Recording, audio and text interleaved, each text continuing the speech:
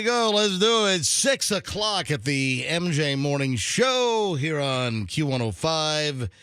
It's MJ. Fester's across from me. Roxanne's across from me. And it's Friday. So, wow. Yeah, what day is it? Yeah, the weekend is straight ahead. That's fantastic. So, we're still without power. Fester, are you without? We currently are powerless. Yeah. Roxanne, you have power and you never lost power?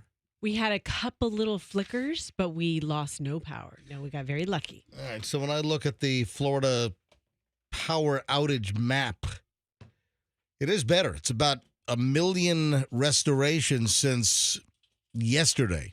Because when I left yesterday, it was starting to go down a little bit, but there were about 3.4 million customers without power.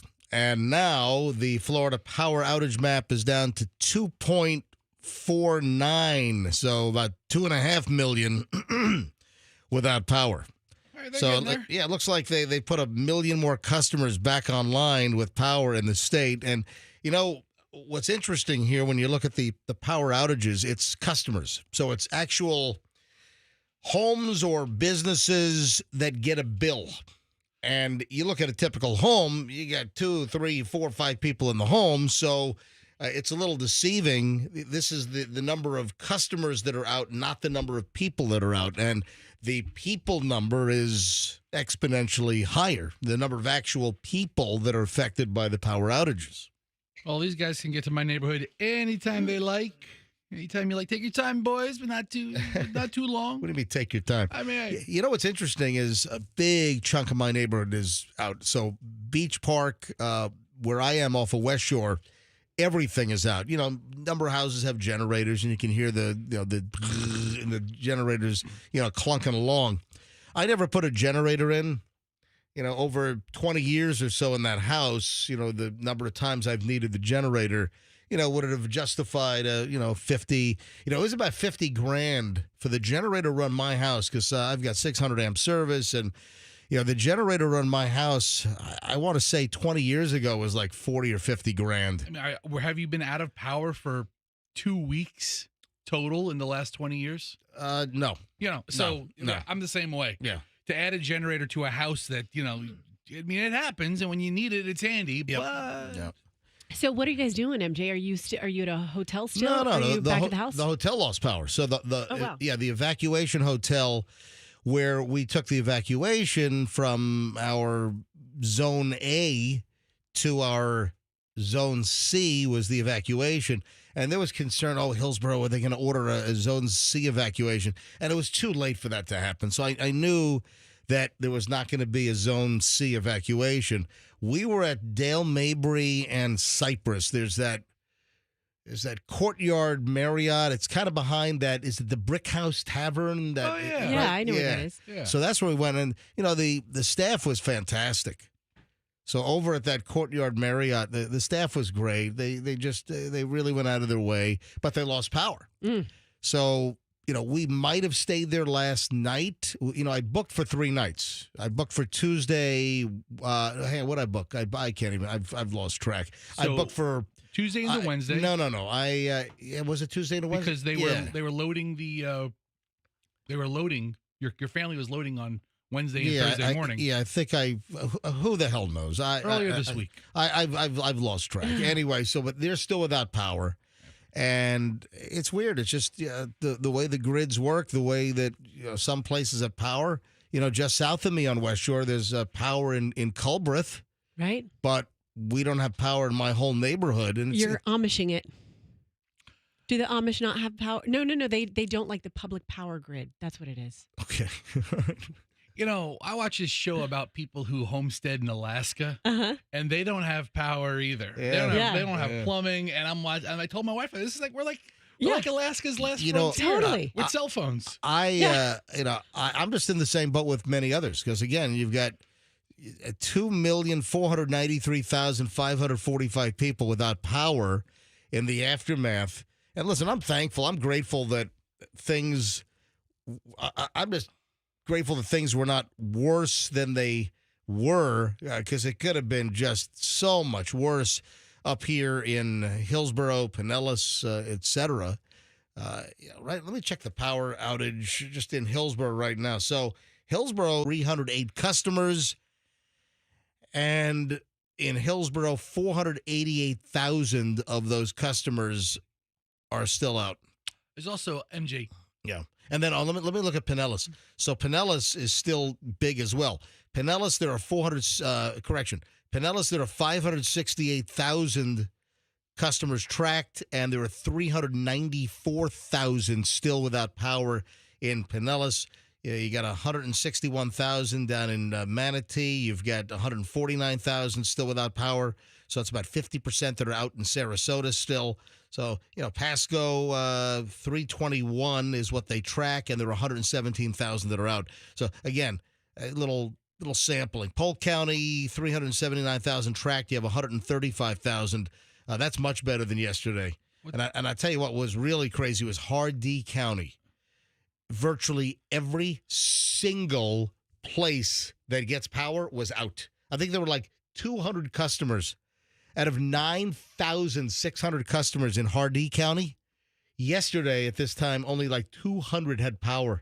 That kind of makes sense, though, because Hardee County is mostly rural with just a couple of small clusters of population. Yeah. And if they had that little wire in got knocked down, then they're all out. Yeah, so obviously yesterday was a big damage assessment day. I think we've got a much better idea. I took a lot of phone calls yesterday. I did a long stretch. I started the show at 6, and I got off the air at 3. So I did. What? Yeah, You were on that late? Yeah, I did. Well, Andrew said I was on at 5:30. I just did a little cut-in at 5:30 because we were running the audio portion for ABC Action News, which is obviously very informative. All the reporters on the street during the whole overnight event. Andrews, yeah, you're right. I guess I did a cut-in about 5:30. I'm like, hey, it's MJ. I made it to the studio. Tell you what, I'm really dragging today.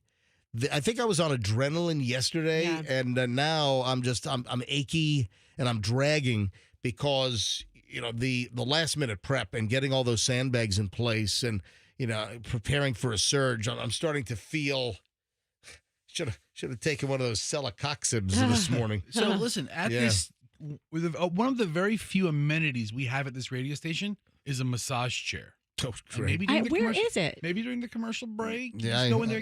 I doubt it. Hey, listen, this is the first time I haven't walked in with a stack of prep. Well, you just came in nude? Well, yesterday as well.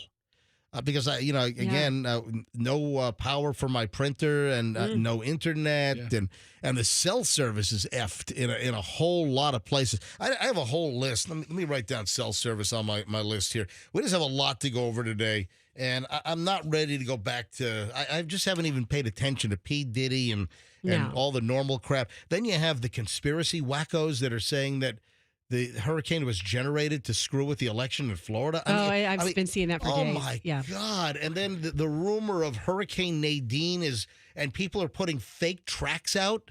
I mean, that's BS. There's no Hurricane Nadine coming this way right behind Milton. There's just a lot of stuff today. We're going to take a lot of phone calls today.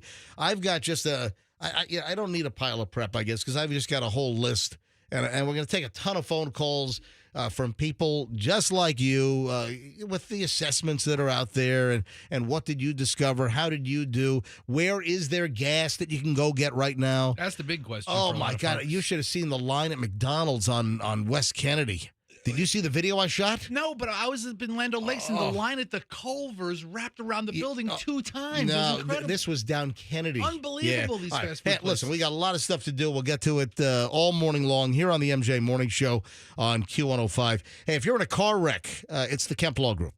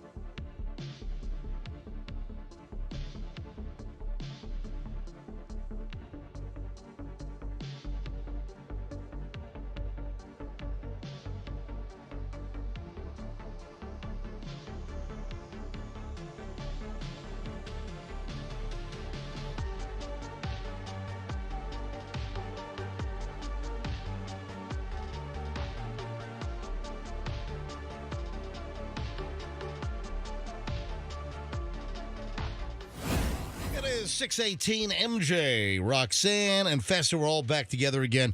Let's grab some early morning phone calls. Let's go to the early listener crowd and just kind of get a state of the union where you are, observations, early observations of gas stations that are open and pumping gas. Again, it's been a combination of power issues. After 2004 and all the hurricanes, there was some legislation that came about requiring certain gas stations to have generators or the ability to hook up a portable generator to run the gas stations. Really? Yeah. Okay. Yeah. This was after the 2004 crazy season where, 3 hurricanes, remember that about the 3 I think hurricanes? it was 4 hurricanes that came through. Yeah, I think there might have been, but then there were 3 that went through the same intersection in Polk County. Remember, they just kind of crossed the Gene and Wilma, I think, and there were 3 of those things. The Sheriff Judd said earlier in the week it was in Lake Wales. Yeah, that there was an intersection where they all crossed. Right at the Bach Tower.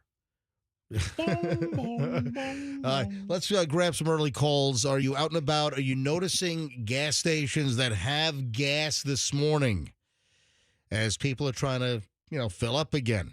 8, because that's been a little tough. And, with power outages and so many people without power at their homes, any fast food restaurant that had power was slammed, jammed, crammed, and luckily not rammed by a hit the gas instead of the brake elderly driver, as far as I've seen so far on the news. All right, 800-990-1047. That is the number to get in.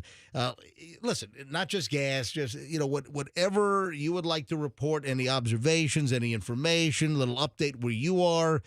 Is your power still out? Has your power recently come back on?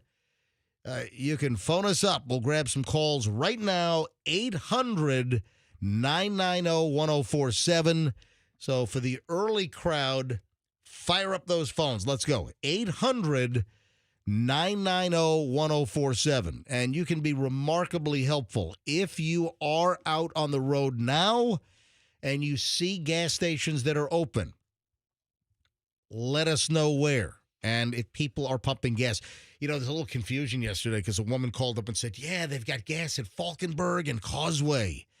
And I think she confused the people going into the convenience store to get food, ice, and what happens is, and sometimes when the gas pumps are down and tons of people are going to the actual convenience mart, they park in the actual lanes by the pumps. And a woman called up, and we had listeners that actually listened to her, and they drove to Falkenberg and Causeway. I think somebody even from Pinellas County to get gas. No. And then we got reports like an hour later, nope.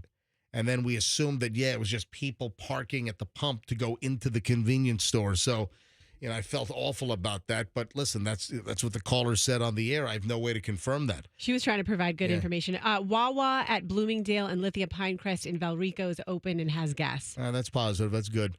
But if you're reporting that gas stations are open with gas, please make sure. Yeah, we need firsthand experiences. Well, firsthand experiences, or you are looking at people squeezing their nozzle.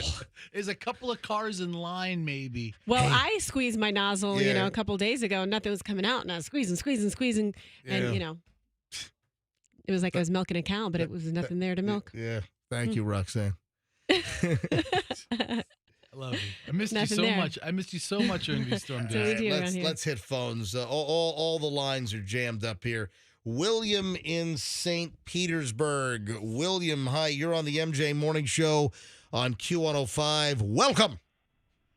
How you doing? Yes, William. I never lost power. Wow, lucky you. I live near Tyrone area. Never lost power. Also, you got a Dunkin' Donuts that's open at 130th and 66th Street. Yeah, America runs on Dunkin'. And they have gas yes, there? They do. Yeah, they have gas there, William? And on diesel and super I unleaded. don't know. I wasn't looking for gas. I got gas. Yeah. Hey, listen, you laugh about that, but there are plenty of gas stations that have like a Dunkin' Donuts inside the gas station. Yeah, they do. But, yesterday, and William, you bring up a good point. A lot of these restaurants, fast food places, a lot of, even just mom and pop restaurants, by 10 o'clock in the morning, if you had power and if you had staffing, there's really no reason not to open up. I mean, yesterday was a normal day for 75% of the day. But a lot of staffers could not get into places. We called a very fancy Italian. A lot of places don't got power, though, either. Yeah. Hey, so William, you're lucky, again, because Pinellas County, you still have like 75% or 70% of the county is still without power. We have power here. We believe it or not, typically this place loses power if somebody sneezes, and we still have power at the Bayfront Office Park, the old Koger Executive Center. We never lost actual power, which is truly amazing. But in Pinellas, you have 568,672 customers, and there are still, according to the Florida Power Tracker, you still in Pinellas County have 460,000. So 568,000 are tracked, and 460,000 are still without power. So you consider yourself a lucky Pinellas County resident. Thank you, buddy. Have a good day. Yeah, I never lost power is the new. My kid is a student of the month. It's a little braggy. Oh, that's why you can have bumper stickers made up. We never lost power during Milton. My kid is student of the month at Gorey Elementary School or something. Yeah, great. Yeah, I never lost power. And then list in West Chase. Uh-huh. Yeah. All right, back to phones. 800-990-1047. 800-990-1047 gets you in. And again, as you're out and about, give us the gas stations that you're passing by that have gas, where you physically see people holding the gas nozzles and feeding their vehicles gas tanks. Yeah, don't just say, oh, there are cars parked under the pumps, or that's not necessarily a gas station that has gas. So cars are there, but no one's standing there. Yeah, that's a problem. Let me grab Mike in Hyde Park in South Tampa. Mike, you're on the MJ Morning Show on Q105, 104.7 FM. Good morning, MJ. How are you? How's the team there? Thanks for asking. The governor before the storm said there was 1.5 million gallons of gas ready to distribute. Is the governor letting us down? No, not at all. We have the gas. There's enough gas. Then why don't we have it out to these gas stations? Well, because it's the distribution. You've got the individual private tanker companies that take the gas from the terminals and bring the gas to the gas stations. So, and then you have a lot of gas stations that are without power, or they evacuated, they secured their facilities. So that's the issue that we have. There's enough gas in the tanks. I've passed 3 gas stations up here on Hillsborough. Hold on. Let's take this step by step. All right, hang on, Mike. All right. So first of all, you live in Hyde Park? Yes. What part of Hyde Park are you in? I'm right off Howard. I'm on Palm Drive, West Palm Drive. Okay, I know exactly where you are. All right. So did you lose power in Hyde Park? Yes. And is your power on or off now? Still off. Yeah. There's none in the neighborhood at all. We all have generators pumping along, but we have no power. All right. So now you are on. Hold on, Mike. You're on Hillsborough now. You're on Hillsborough Avenue.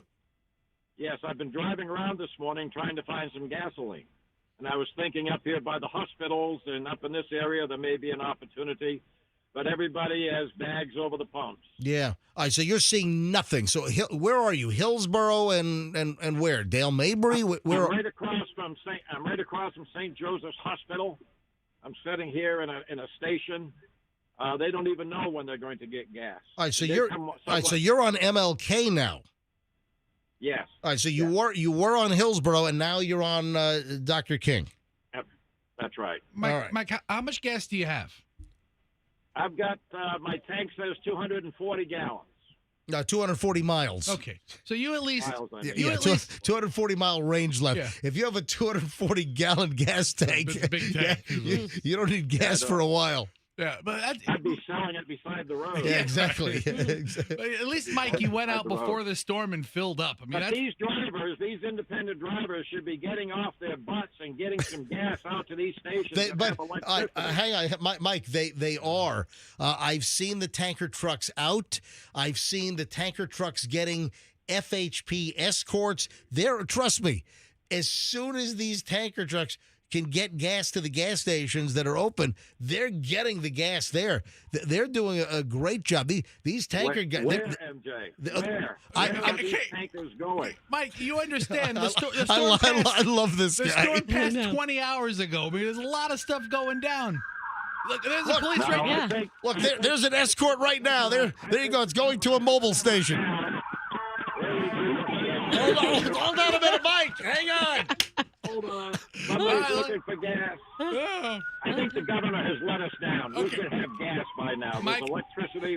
Listen, hey, the governor. Listen, the governor has nothing to do with the fact that you can't find gas right now. They are making every effort. The governor actually has the highway patrol escorting tanker trucks. It's voluminous. The number of gas stations, the number of power outages. Then you do have. Hey. You're Mike, protecting him, MJ. Mike, hold no, on. no, I'm not. I'm not protecting.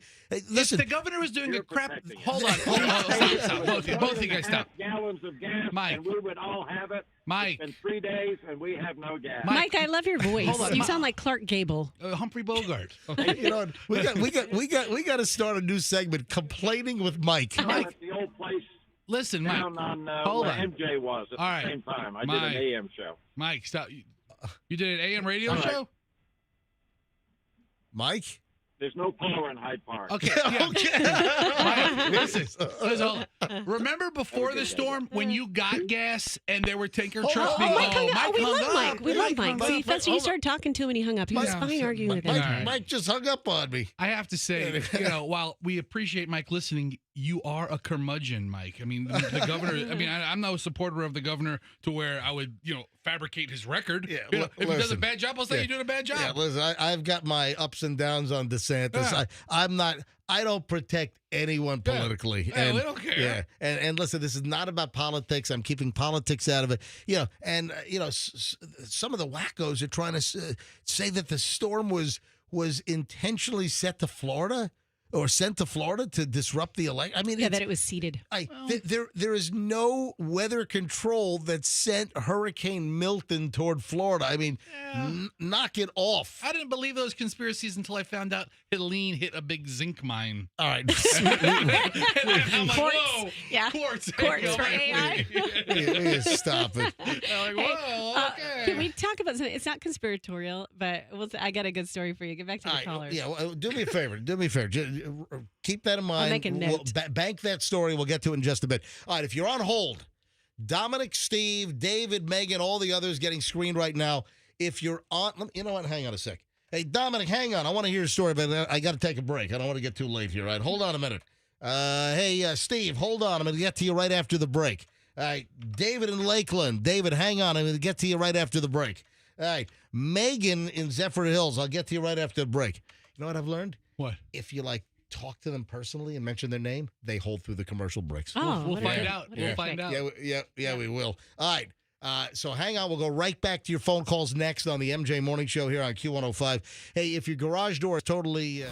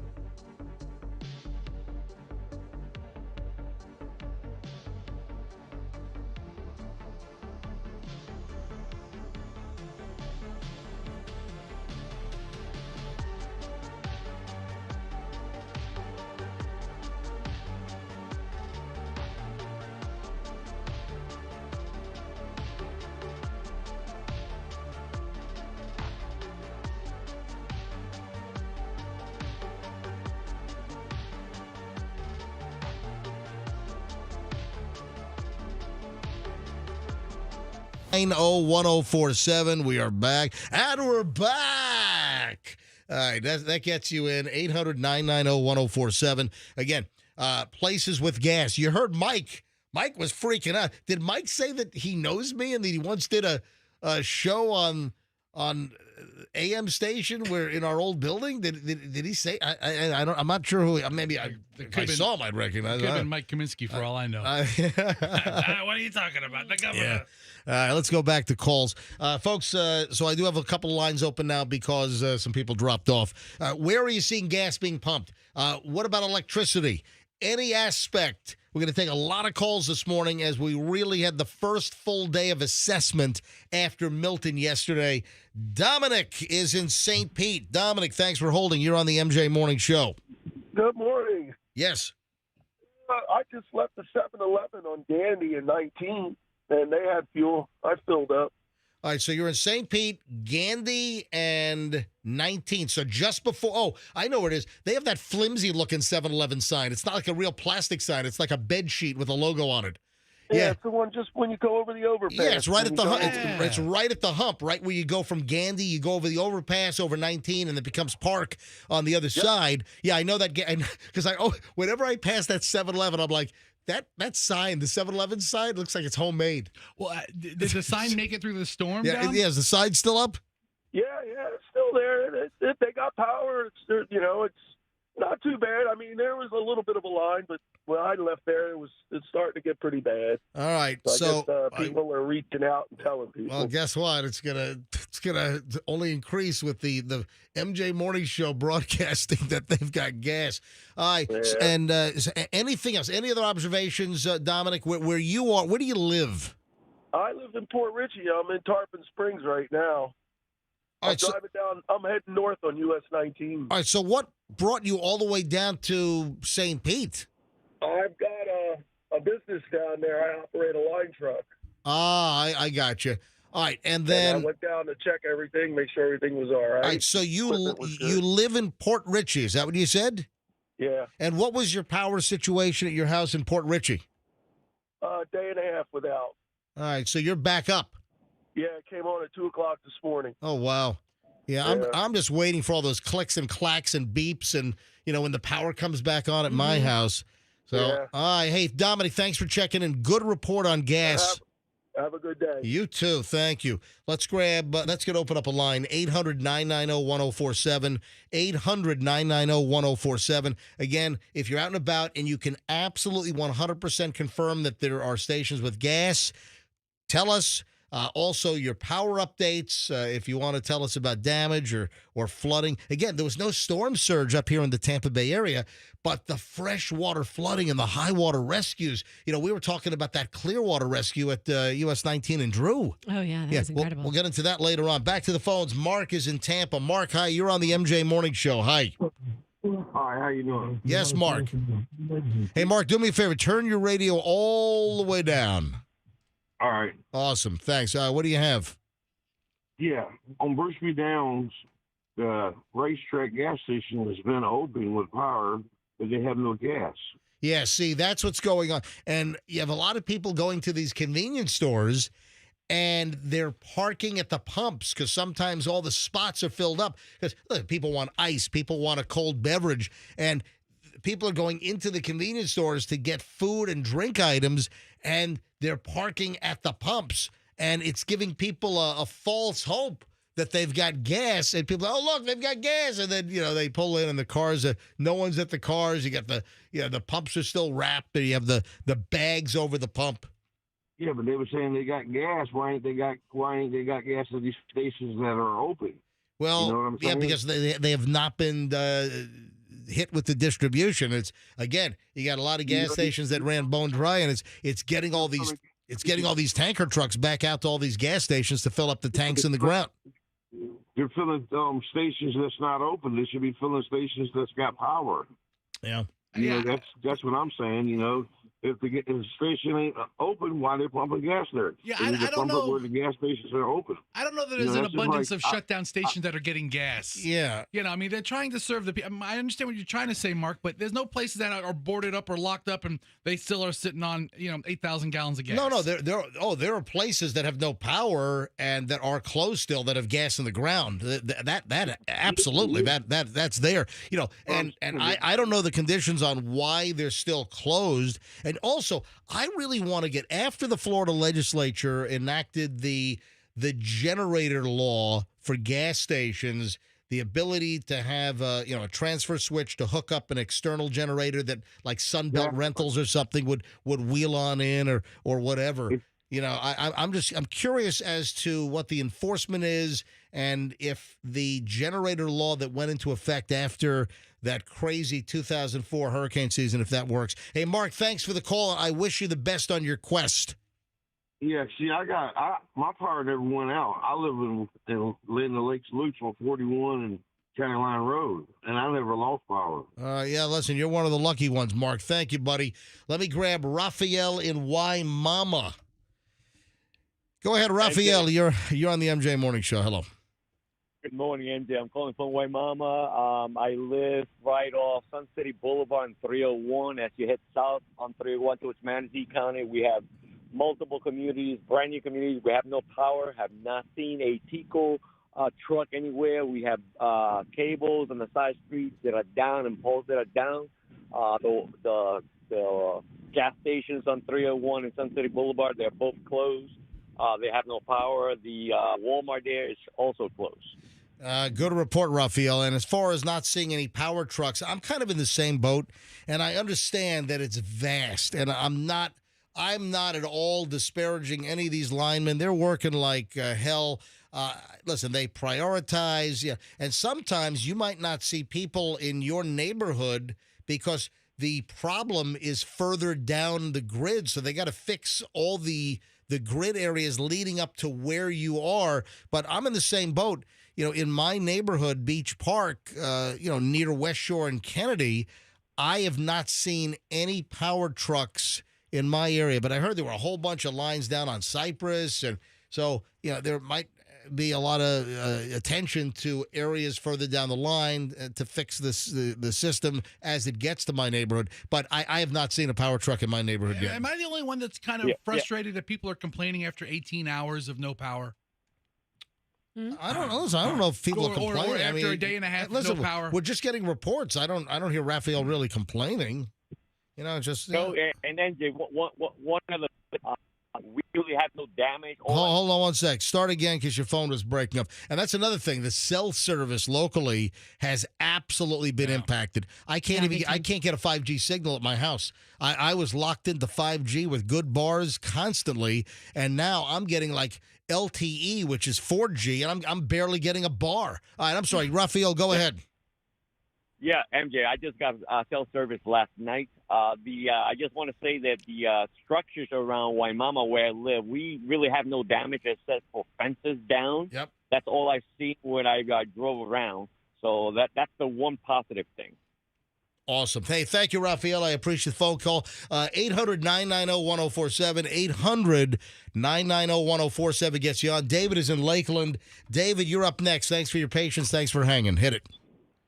Hey, MJ, this is David from 7-Eleven. I brought you guys breakfast a few weeks ago. Oh, yeah. So, Hi, David. David, one of the regional guys with 7-Eleven and the Mexican concept inside the burritos, inside some 7-Elevens. All right, so, David, you plugged into 7-Eleven. Obviously, you can give us a little rundown on how the gas distribution is working.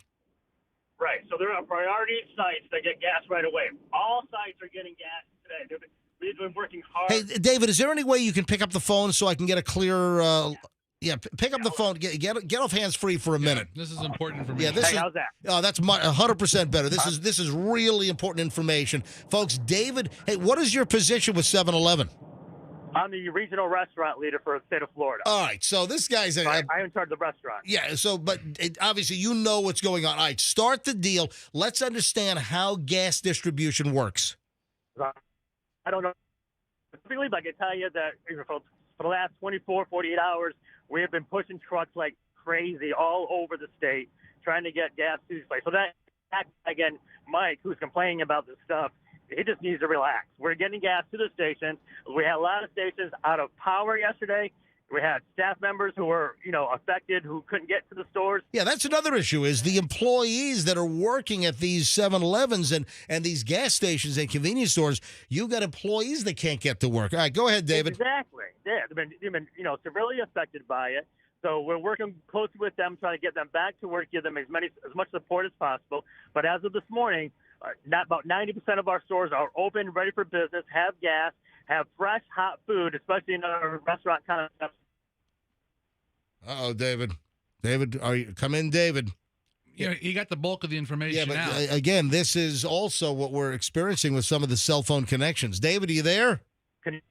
Yeah, David, you're kind of weaving in and out. Mostly out. Yeah, David's out now. David out. David, come in, David. Over and out. He got the important stuff. No, I want to know about the priority distribution. Hold on a second. Hold on. He's back. He's back. All right. But this is an example of cell phone service all over the Tampa Bay area has been whacked as well. David, can you hear me? Yep, David out. Hang on, David's back. David out. All right. Yeah, I'm on I-4 right now going to our Lakeland location, and there are tons of police escorts getting trucks to the tankers to the sites. We're getting gas there. Effective today, about 90% of our stores are open, ready for business, have gas, have fresh hot food at our restaurant locations. Laredo Taco, Raise the Roost. We're here to serve the community, but again, we had many problems getting staffing and power. All right, so the tanker lines, you got numerous tanker companies.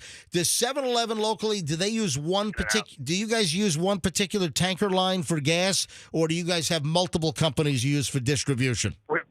we have multiple. Yeah, we have multiple. We have a vast array of them. All right, so tell me about the priority distribution. Explain that. So again, I'm from the restaurants. I don't know a whole lot about that, but it's the key areas. The main parts are going to be main area of Tampa, the Lakeland. We have a few sites in there, but again, everybody's getting gas today. All right, thank you, David. I appreciate it. I mean, it's probably around population centers. Yeah. Well, also interstate locations where there's a lot of volume. Yeah. People are evacuating. People are coming back. You need gas. Hold on. Herb, Carrie, Megan, Cheryl. I got to take a quick break here. If you're on hold, hang on. We're going to go right back to your calls here on the MJ Morning Show on Q105.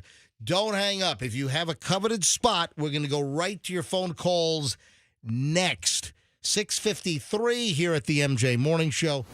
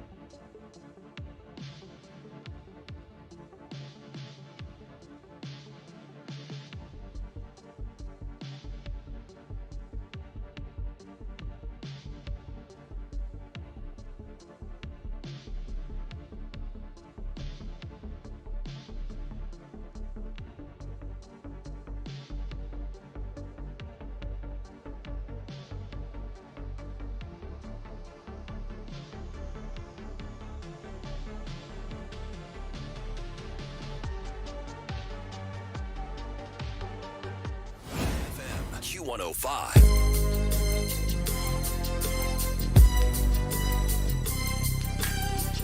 It is 7:01 at the MJ Morning Show. MJ with Fester, Roxanne, Andrew in the producer's booth. And your phone calls. Right back to the calls. 800-990-1047. When I finish with a caller, go ahead and get the slot. So when you hear somebody drop off, try and get the slot. That gets you in. Comments, questions, reports of gas, where food is open at this point. And again, I'll get into my Instagram video later on about the McDonald's on Kennedy, which was out of control. Herb in Bradenton is next on the MJ Morning Show. Herb, welcome. Hey, good morning, MJ. How are you doing this morning? We're doing well. Thanks, Herb. Go ahead. Hey, just reporting on Manatee Avenue eastbound, the Wawa. It's the corner of Manatee Avenue and First Street. Yeah, that's Bradenton. Yep. Yes, sir. In Bradenton, they are pumping gas. All right, that is a good report. Now, what is your status in Bradenton? You know, you were closer to landfall at Siesta Key. What did you experience in Bradenton? My wife and I, we evacuated. We actually live in Palmetto, 2 blocks from the river. Oh, wow. I was able to get back in yesterday to survey the damage. And my wife brought it up to me last night. We never lost power. And that's the Manatee River that you're on? Yes, sir. All right, so how high, because of the rain, and we have confirmed reports of up to 18 inches of rain in the Tampa Bay area, and you're still going to have some flooding and you know, some crestings that are still going to occur as all this water flows, you know, either to the Atlantic or to the Gulf of Mexico on this side of the state. So what was there flooding from the Manatee River to any of the homes? Not that I'm aware of. Maybe some of the very low-lying houses. Yep. Our neighborhood is 7 feet above sea level. We were worried. That's the only reason why we left this time, was because of the projected storm surge. Right. And what happened to you? You're only 7 feet above sea level. What happened during Helene? Helene had a 6-foot storm surge that came through, and we actually, at about 12:30, 1 o'clock in the morning, had the Manatee River there in the front yard. Oh, wow. But it never got into your house. It was close, but did not get in. Correct. It didn't get into any of the houses in my immediate area. I live in an old cracker-style home. It's 104 years old. Wow. And it's built up off the ground because of the airflow and whatnot. Sure. Way back in the day. Yep. But we never lost power this time. Wow, that's amazing, Herb. Thank you. Down last night. I appreciate the call, Herb. Thank you. Wow. Yes, sir. Especially the gas report down in Bradenton. Let me grab Carrie in Tarpon Springs. Carrie, MJ Morning Show, you're up.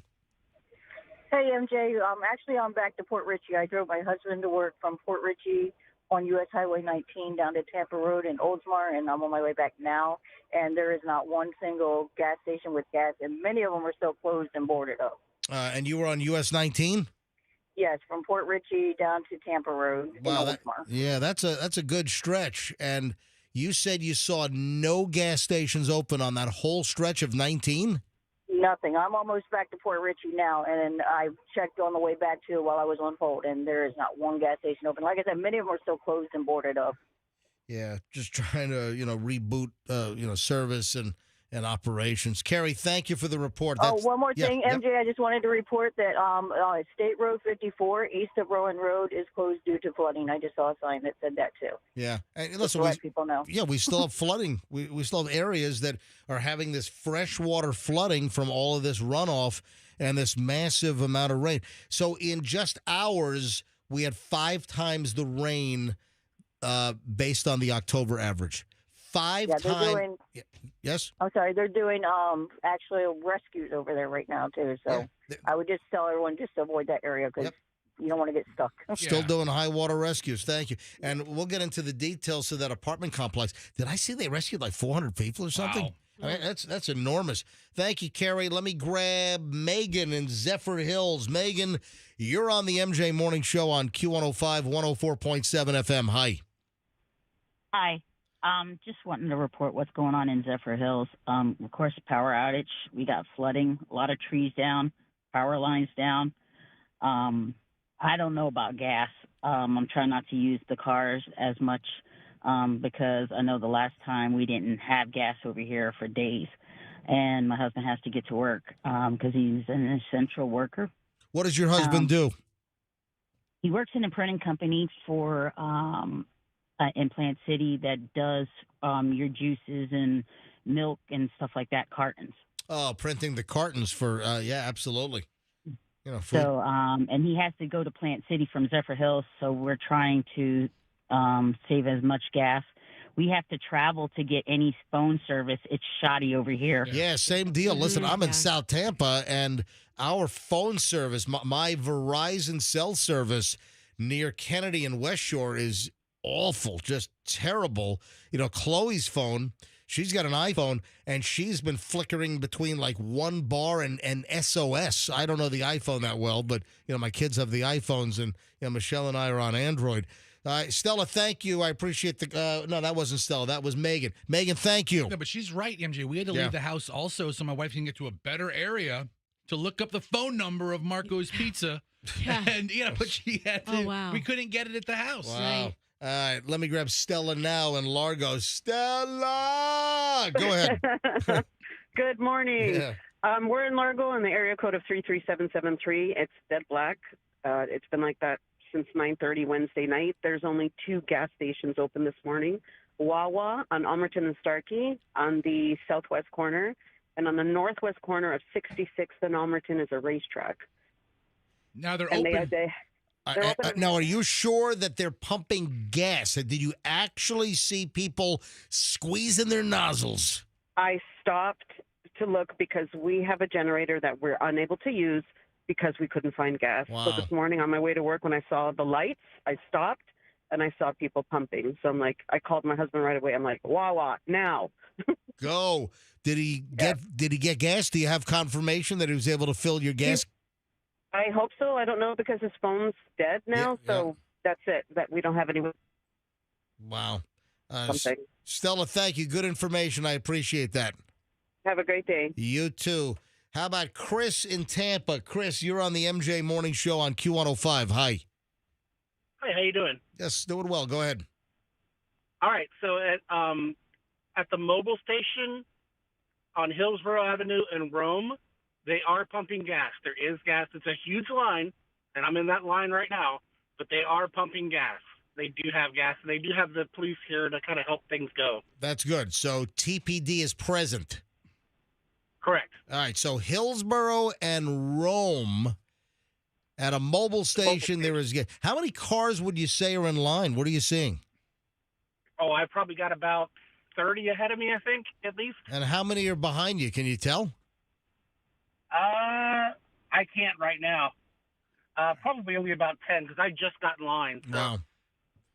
All right. All right. Listen, that's good information, Chris. Thank you. Here's what I don't understand, MJ. Absolutely. All right. Yes. Before the storm, there were all these lines and people scrambling for gas. Right. And now the next day, the storm only took a couple of hours. The storm's been a day away. All these people are back getting gas. No, they're not the same. They're not the same people. No, these are people that needed gas and couldn't get gas, and now and plus you have people filling generators and gas cans. Mm-hmm. Yeah, it's not the same people. These are the new wave. Yeah, not the same people. What were these people doing before the storm? Just sitting there, I'll be fine. I'll wait. A lot of people couldn't get it. A lot of people couldn't get it. Gas stations were running out of gas. Gas stations were getting all wrapped up and closed. All right. No, these aren't the same people. Oh, we filled up before the storm. Now we're filling up again. I'm trying to place all this. Well, it's not the same people, dude. Okay. All right. It's maybe people who had half a tank, but then have had to drive numerous places, over the last couple of days. I have to have Roxanne explain this to you. Come on. Yeah. Let me break it down for you. Roxanne's explanation is the one I understood. You're like, what are you talking about, you big idiot? It's not the same people. Roxanne actually explained it. Thank you. Mary Kay in Port Richey. Mary Kay, you're on the MJ Morning Show. Good morning. I'm just letting you all know in Port Richey at the Shell, 8124 US 19, they just opened up, unboarded, and they do have some gas. All right. Now, how do you know they do have some gas? We just got gas there. Say it again. Hold on. We just got gas. I just fueled up there. Oh, so you just literally put a nozzle in your tank. But why do you say some gas? Like they have 15 because gallons. Not all their pumps were open, and they just unboarded. So I'm assuming it was. I thought maybe you grabbed the level stick and opened up the tank and see how much gas is in there. Yeah, I used to manage a gas station, but I have no clue exactly the gallons in those underground tanks. Right. All right. So you used to manage a gas station? Yes, but now I work back in healthcare again. Gotcha. So hold on a minute. Did you actually go out with that measuring stick to see how much fuel was in the ground? I used to have to do that. Yes, sir.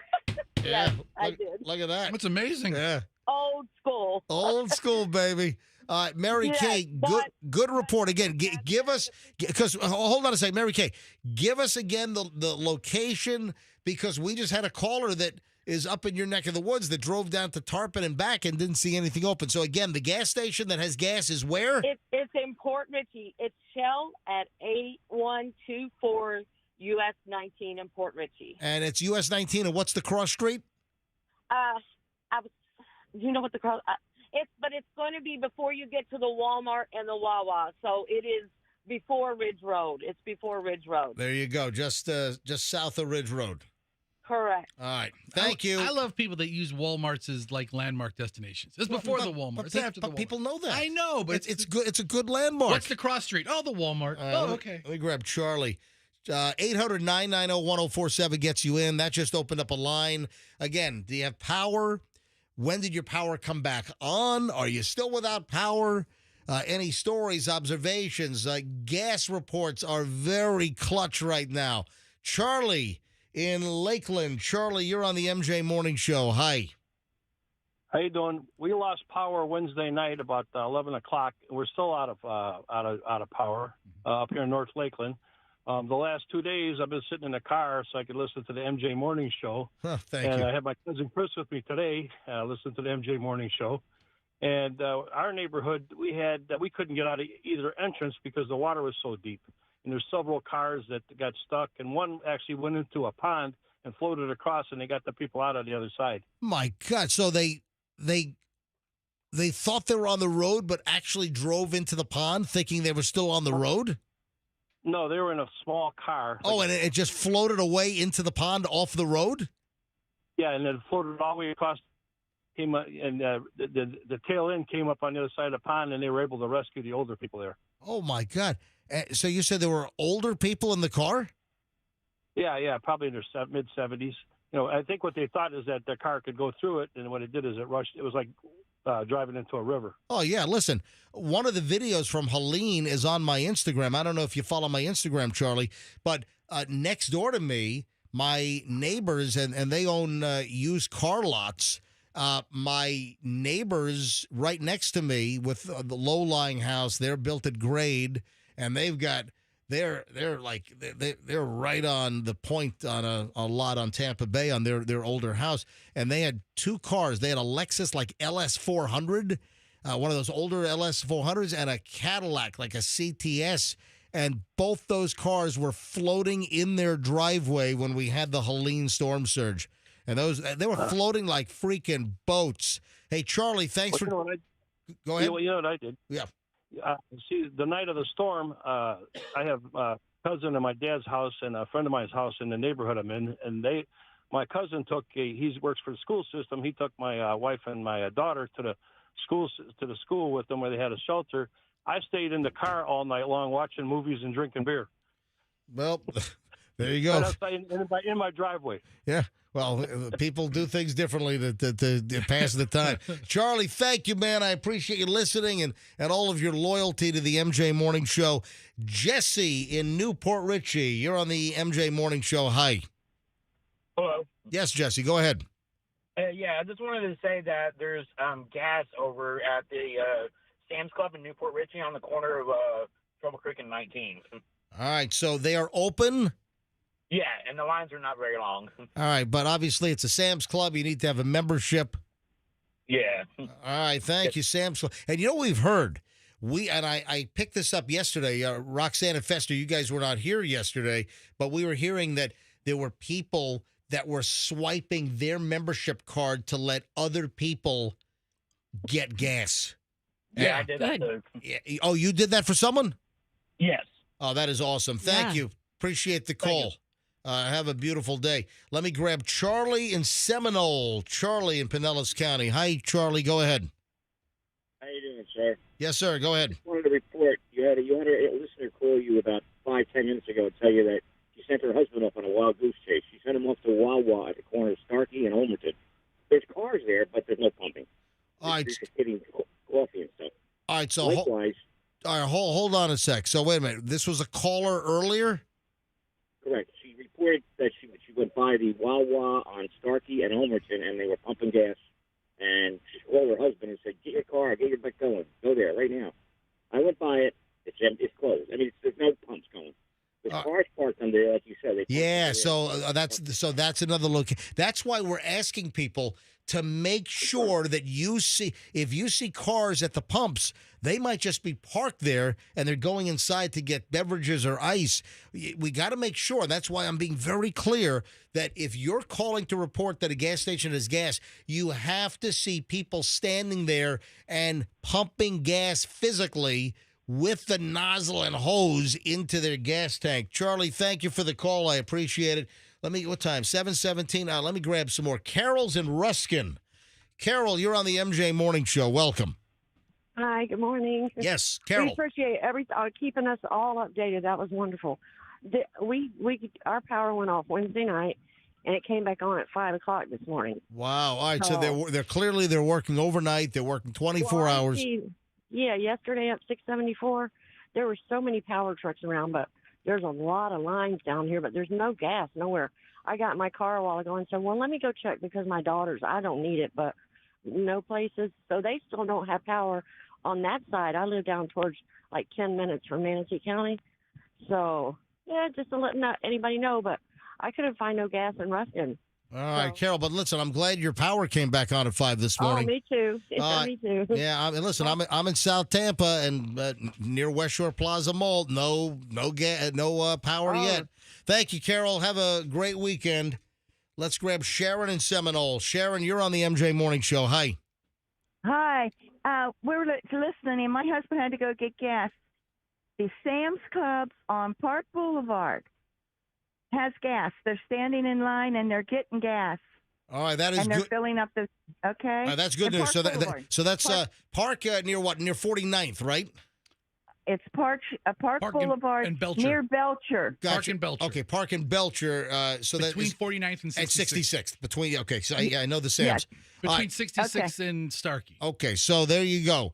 Okay, we appreciate the call. Thank you. Sam's on Park has gas right now. Steve is in Spring Hill, and then I got to take a break, and then we start an hour and 20 minutes plus of nonstop MJ, and we got a lot of stuff to deal with here.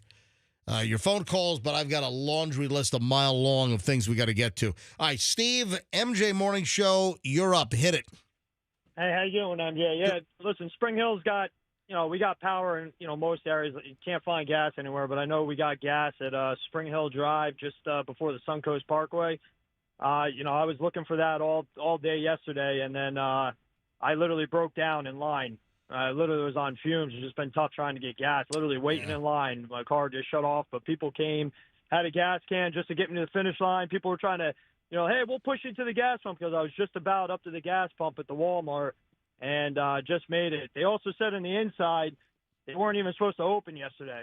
So right now, there were cops directing it, and even now there's cops directing it early this morning. Yeah, I've seen numerous police officers here in the city of Tampa sitting in gas station parking lots. But still, in South Tampa, I didn't get a chance to check the Wawa north of Kennedy before 275. I didn't get a chance to check the Walmart at 275 and Dale Mabry either to see if they were open. Both were closed, well before Milton struck. Thank you, buddy. I appreciate it. All right, if you're on hold, we'll grab you on the other side. We start an hour and 20 minutes of non-stop MJ next.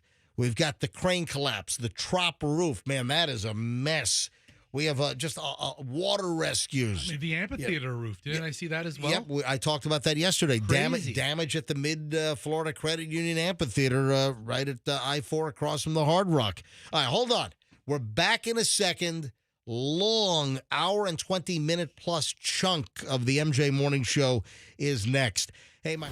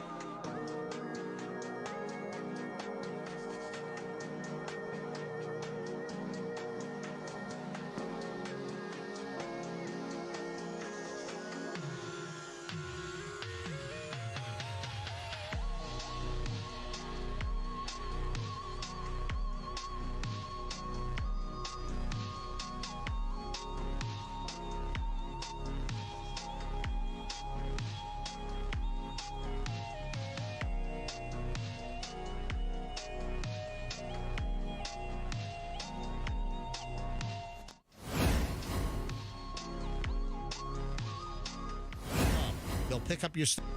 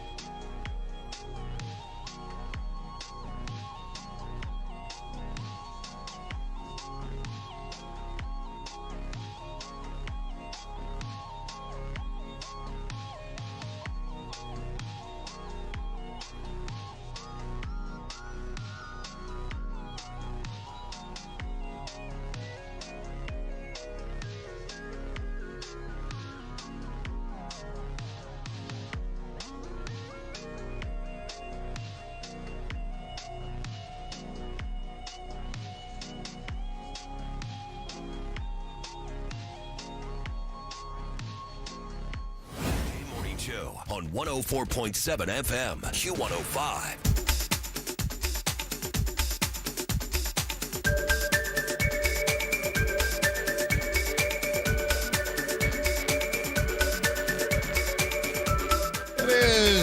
7:29 at the MJ Morning Show, and by request, Roxanne actually requested this rejoin bumper. The one-hit wonder Sunscream from like 1992. It's the trifecta of my favorite bumper music today. 3 in a row. There you go. All right, 7:30 at the MJ Morning Show. The little things. It is. It is the little things. You know, street signs mangled all over the place. You know what I noticed? And I wanted to pull over. I'm like, it's probably not safe. Probably not a good idea. But not only just neighborhood street signs and, you know, some of the main thoroughfare surface road street signs, but in my neighborhood, like some of the signs just twisted and mangled, bent over. But I'll tell you what I saw. Going home from the studio yesterday after I did that marathon solo 9 hours yesterday, came on at 6 and I left at 3. And a lot of that was commercial free. I blew out commercials for, I think, the first 5 hours. So I didn't stop. You know, and somebody reminded me that I didn't even go to the bathroom in 9 hours. Did you have like an empty Gatorade bottle or something? Yeah. No. The trash can. No, I'm kidding. No, I was in such a mode. I didn't even think about stopping to go to the bathroom. But back to the street signs. So in my neighborhood, as I'm, listen, all of our frames of reference. And if you haven't traveled far, you know, most people have not been back to work. And in my neighborhood, just looking at the street signs that are mangled, just the regular road signs at the intersections, you know, they're lying on the ground, or some are just the green name of road signs are all like bent and just insane. And here's what I noticed. Way home yesterday, 275 Howard Franklin Bridge, northbound, right when you get to the Tampa side and you're about to get onto the land. One of the huge green overhead signs right before you take the Veterans Fork, and then you have the Kennedy Boulevard Fork, and then to the left you stay straight on 275 through the West Shore District to, you know, West Shore and Lois and Dale Mabry, you know, heading toward downtown. Just before you get to the peel off to go to the airport and the Veterans Expressway, one of the huge overhead signs, the big green ones that are the size of a car that are hanging, that thing was twisted and mangled and thrown into the water. And because you have that shallow part right when you're coming across, you got some mangroves on the right, and then you know you have those like rock barricades, and that's, I believe, is to keep the surf off of the road. You have those breakers. Yeah. You have those, you know what I'm talking about? Yes. You have those kind of, they're parallel, they're perpendicular. You got a whole variety of like rock breakers when you come over the Howard Franklin, and just when you get to the Tampa side, over there was the twisted, huge green road sign that was overhead. And if you look up, I believe, you know, you can see the huge overhead structure where the sign was, and now it's bare, and the sign is all twisted and mangled in the shallow water right to the right when you get to the Tampa side. I was going to stop and pull over on the shoulder. And, what are you going to get the sign out of the water? No, I was going to take a freaking picture and put it on my Instagram. What are you talking about? I don't know how big of a hero get you in want the it to water. be. Get this. Yeah, I'm going to mount it. I'm going to get my step ladder, and I'm going to mount it back up for travel. So it's amazing to drive through town, and it doesn't matter what neighborhood you're in. Everybody's been affected, to see what has been damaged and what has survived. There's a couple of like ramshackle buildings that look like they haven't been touched. And then there are other areas where the places are just destroyed. Well, no, hold on. Not a lot of, in the immediate Tampa Bay area, not a lot of structural damage. What are you saying? Just by wind damage, just by things that have been, a lot of aesthetic. From signage to awnings. You know, a lot of the buildings, the structures are intact. But there's a lot of exterior sign damage, awnings, that kind of stuff. But actual buildings, up here have not been destroyed. It's just amazing to see the signs that have survived, the things that have survived, the damage. Like there's a business that has like a banner that says now open, and the banner's there looks like it was put up this morning. Looks brand new and it survived the storm. Oh yeah, well, I know what you're saying because there's a tree that's down in my neighborhood that's 100 feet from a little nice rose bush that we just planted that is like perfectly intact. Yeah, Like how did that make it? Rose bush is fine. Yep. It just didn't even lose a petal. Rosebud. Rosebud. You have any idea what I'm doing? No, but it sounds like maybe a scary movie. Is it a? Come on, really? This is my knowledge gap of movies. Rosebud. Fester. I know it is. What is it? It's the Great Gatsby. No, it's not. What are you talking about? Get out of here. It's one of those Rosebud. Is it The Shining? No, it's like at the end of an old movie. Somebody's like Rosebud. Come on, it's one of the greatest movies ever made. Gone with the Wind? No. Oh yeah, no, Rosebud, the great movie. It was, come on, it's Jaws 3. All right. In 3D. No. Wait, how do I not know that? I love that movie. I get it. It's Citizen Kane. Citizen Kane. Come on.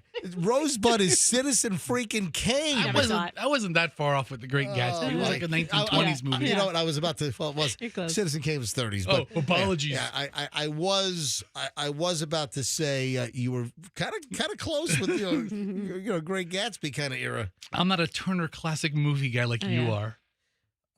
Listen, you've never, Roxanne, have you ever seen Citizen Kane? Never. Nope. I've never seen Citizen Kane. I never saw The Great Gatsby. I never saw the Miracle on 34th Street where he runs down the street yelling Merry Christmas. I never saw, what's that guy? Somebody Goes to Washington? Yeah. I never saw any of those classic old movies. Listen, I'll watch Citizen Kane. I'll watch the Blues Brothers. I'll watch those as soon as you watch Parks and Rec and as soon as you watch Archer and Arrested Development. You watch those 3 series, I'll watch those 2 movies. I've seen some Archer. I've seen some Arrested Development. Michelle and I want to watch Arrested from the beginning. You gotta and in do it. fact, really, my next vehicle, I want it to be one of those airport stair trucks. I want Michael Bluth's stair truck. I just want to drive around town in an airport stair truck. You know what? Oh, and by the way, Citizen Kane was 1941. Okay. So I said 30s. I thought late 30s, but I thought it was 39. Yeah. I'm not giving that away. Andrew wants me to tell you what Rosebud is. I'm not giving it away. I got people like Roxanne, completely culturally deprived, a cultural film idiot over here. I assure you. I don't want to spoil the ending for 1941 Citizen Kane. I assure you, if Roxanne or I have not seen Citizen Kane by now, you're pretty safe. We watched the Paw Patrol movie over the storm before power went out. I mean, that's the kind of cultural stuff we're dealing with. All right, let's look at my notes here. I'm still stapling items over here. All right, we got a couple other calls too. Yeah, I know. Those. All right. Tell you what, let me. This guy's been holding for a while. Let me just grab this call, and then I want to go down my little list of notes here in the aftermath. Michael in Seminole, you're on the MJ Morning Show. Hi, Michael. Michael, are you there? Oh, hold on. Other way. Yeah, the arrow's going the wrong way. I know. I picked up the wrong freaking line. Hang on a minute. Hold on. Yeah, Hold on, Mike. I got it. Hang Don't on, go Michael. anywhere. Yeah, Michael, here we go. Michael in Seminole, go ahead. Hello, good morning. Yeah, hi. Just wanted to let you guys know that confirmed there is gas at Belcher and Park Boulevard at the Sam's Club. Yeah, you know what?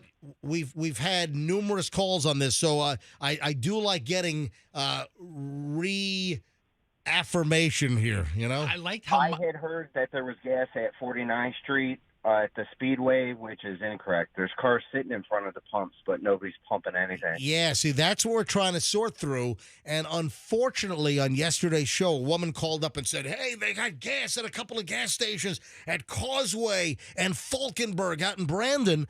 And what she saw were just cars at the pump. And some people drove a long distance to get there.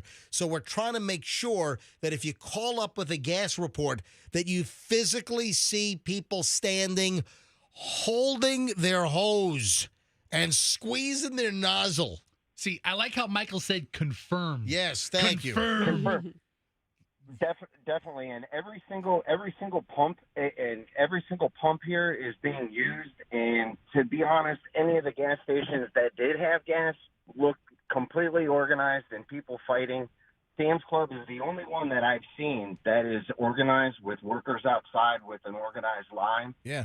Hey, listen, I'm a Costco member, and listen, on a regular Saturday, Costco has people helping out, on a regular Saturday. Lines can be long at, 11 o'clock on a weekend at Costco. So, hey, thanks for the call, Michael. I appreciate it.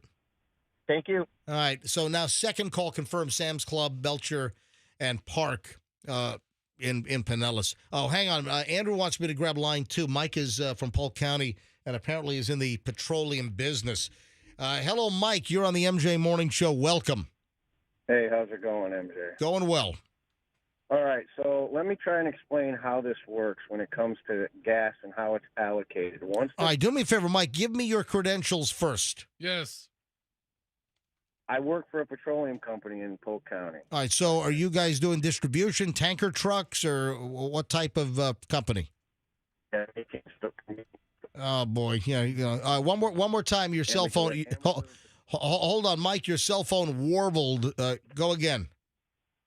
All right, we have 18 stores in and around Polk County, gas Gotcha. stations, and we also deliver bulk petroleum products. Okay, tell us So, how the gas delivery works. Okay, so what happens is once the governor declares a state of emergency, every company is allocated so much fuel.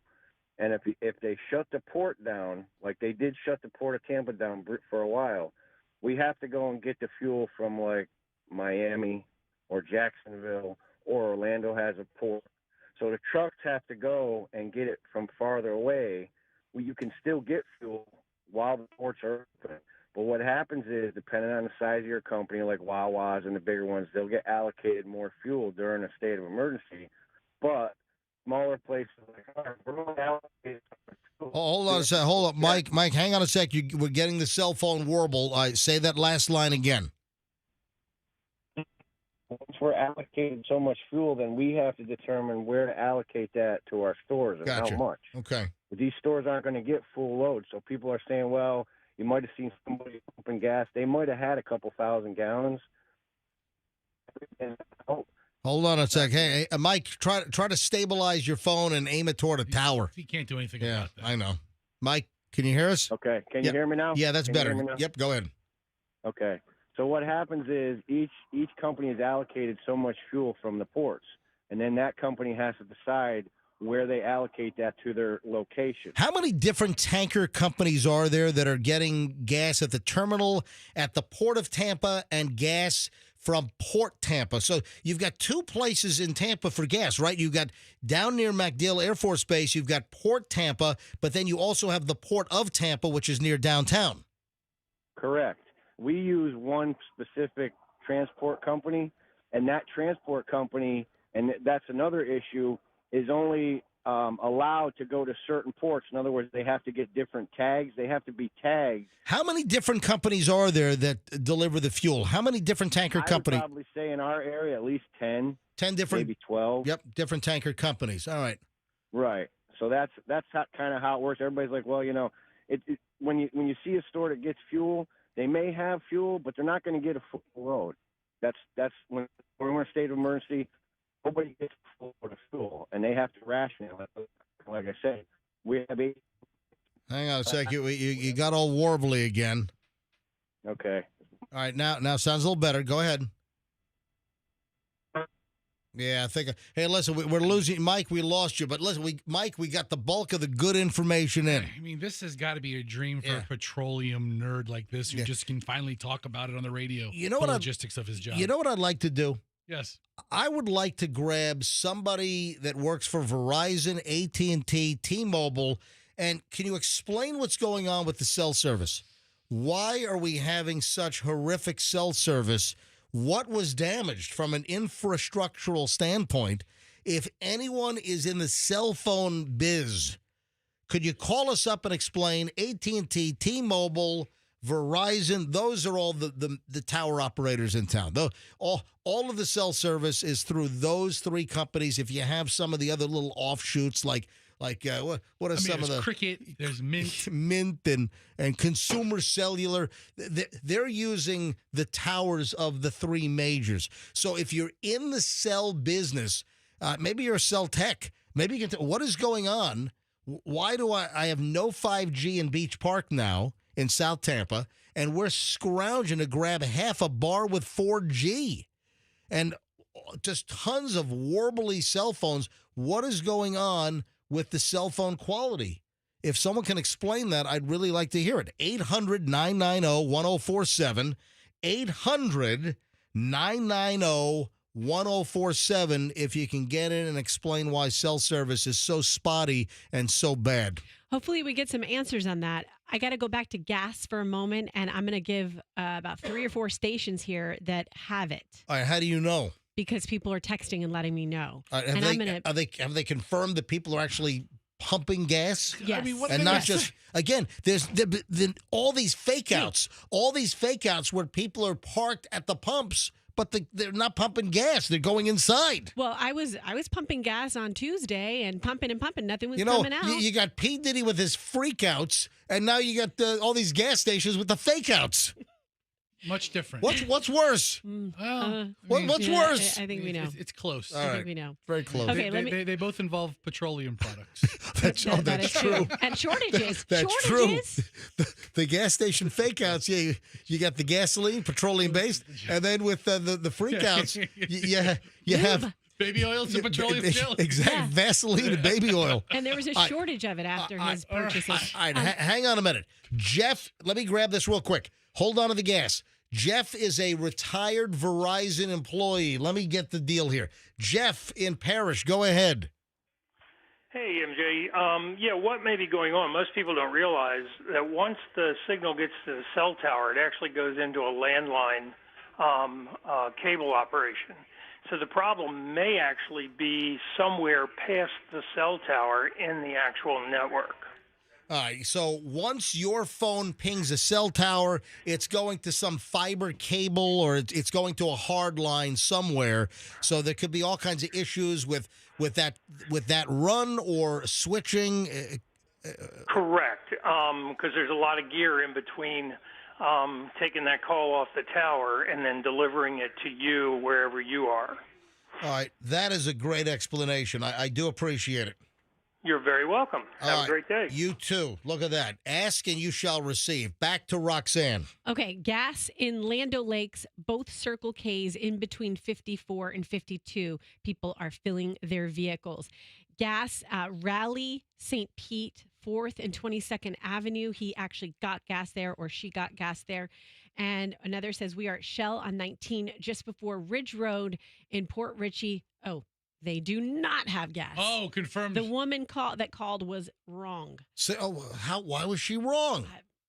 I don't have she the didn't say follow-up to that. confirmed in her call. You know what? Like Mike did. You know what? Or maybe they ran out in the meantime. Mm-hmm. You know what, Could Roxanne? I'm going to need you to get in your car now, and we're going to have you on the street confirming whether places do have gas. Gas woman on the street. I think this is a job for gas nozzle man, quite frankly. But we can team up and do it faster. I have the gas nozzle in the office right now. We should take it and just walk around we places. should. That's too mean. I'm not pranking anybody right now. No. People are looking for gas, and I'm sitting there with a fake pump. My God. We do have a gas hose and a nozzle. What are you doing? Oh, I'm just in here with a pump. There's no gas. That's terrible. That's terrible. 2 more. Racetrack on Hardin Boulevard in Lakeland has gas. Did I already mention that? Okay. I don't know. And North Tampa Walmart on Bruceby Downs has gas. Is that? I think someone called in with that one too. I don't know. So you know what I'm going to do? I'm going to compile a list. Gas now in Tampa Bay, and you can find that on our website. But because the minute you post it, they could be out. I don't. Okay. Gas possibly. No, you don't want to publish. We just want to. We need real time on the air. And even as we say something, it could not be true in 15 minutes or 20 minutes. That's fluid. How about true at 7:49 a.m.? What? Gas is here. That's going to be the title of the post. Yeah. Oh boy! All right, let's talk about some of the damage. Okay. Try to help. Let's talk about some of the Trop, man. What are they going to do, dude? I've never. Are they insured for that? MJ, I've never seen a storm do more improvements to a stadium than what Milton did to Tropicana Field. I could not be happier with what Milton did. We have open air baseball this year. Are you kidding me? That's fantastic. Well, they've been wanting an open air. Yeah, you want a new stadium? You got it. All right, no longer this season because Was it Detroit that eliminated? Who eliminated the Rays? Well, the Rays didn't even make the playoffs. No, that's what I'm saying. Yeah, but the Rays were in a late hunt, and finally it was like September 25th that the Rays were completely eliminated for any potential postseason. Okay, well, so the Rays are done. The Rays are done with the Trop for the season. Okay. So are they going to replace that? What do they call it? Like, is a fiberglass woven tarp type thing? I think the name is, it might be like something called like a tripolyolefane material, which is a flexible vinyl composite, and it is very durable. But it's been there for 30 years. Yeah, I mean, it might have been super durable when they put it up there. It's survived 30 hurricane seasons already, 30 summers in Tampa Bay. It's deteriorated, and when Milton came by, just ripped it to shreds. The big picture from Tropicana Field, MJ, was coming in. We saw it Wednesday morning. It was making the rounds of like the outfield with all of the cots because it was a staging area for first responders and for the linemen and everything. So lineman, National Guard, you had all the cots on the field, and while it was staged, the roof is getting ripped off by Milton. They never used that facility because I heard that they all evacuated to an Ocala facility before the storm rolled in. So nobody was injured at Tropicana Field. But I have to say, I am thrilled with the new design of the stadium. It looks really good with that little metal structure. No other stadium looks like that. It's unique. The armature of the stadium survived perfectly. That material was probably due to be replaced eventually. No, why would they replace it if you're going to be knocking the place down in a couple of years? It was due to be replaced. I mean, they're not going to. But now the project's going to be sped up. Do they play baseball in that stadium and just leave it open for the next 4 seasons? Well, that's going to be interesting. Let me see if we can find. Okay, here we go. Okay. Rays start assessing the damage. Teflon coated fiberglass. Hang on. Let me print this story out. This is from the Tampa Bay Times, and. Hang on, the story's loading. I mean, fiberglass eventually breaks down in the heat. Is that what happens? Well, while you're printing that, MJ, I have to tell you how wonky my brain is right now. When I first saw that the roof of the Trop was ripped off, I was like, oh no, where are the Rays going to play? And I was thinking this month. I thought it was still September. No, it's October. I know. Their season's over. That's what I'm saying. Do you remember? I feel like I'm in a time warp because of Helene. That was Thursday, September 26th. And then 2 weeks later, this. And I just feel like it doesn't feel like mid-October to me. It is. Every single phone line is jammed. 800-990-1047 is how you get in. Are we going to take gas calls all morning? I think it's yes. I'm asking. Yes. I will intersperse gas calls all morning long because it is one of the most important, crucial commodities that people need right now. All right, let me just finish with the Trop, then we'll go back to phones. So from the St. Pete Times or Tampa Bay Times, Rays start assessing damage viability on Tropicana Field. The Rays on Thursday began the initial process of assessing the damage to Tropicana Field from Hurricane Milton, most notably the shredding of the roof during the past couple of weeks. Most notably, yes, the shredding of the roof is the most notable part, St. Pete Times or Tampa Bay Times. During the past couple of weeks, our beloved city, region, state have been impacted by Hurricane Helene and Milton. We are devastated by the damage incurred by so many. The team said in a statement, our priority is supporting our community and our staff. We are fortunate and grateful no one was hurt by the damage to our ballpark last night. We ask for your patience at this time, and we encourage those who can donate to organizations in our community that are assisting the individuals directly impacted by these storms. The first step will be to have an operations crew survey the stadium and work in collaboration with St. Petersburg Police to secure the building. Most notably was the shredding of the roof, which was caused by the high winds on Wednesday night. Only a few panels of the roof made of 6 acres of translucent Teflon-coated fiberglass and supported by cables connected by struts and built to withstand winds of up to 115 miles per hour per the team remained intact Thursday. So only a few panels, the bulk of it is shredded. Yeah. It is an open-air stadium right now. Which is fantastic news as far as I'm concerned. What are they going to do? All right, so The panels were made to withstand winds of up to 115 miles an hour. You did not get 115-mile winds at the Trop. I think there were some St. Pete gusts reported to 102. You know what it is?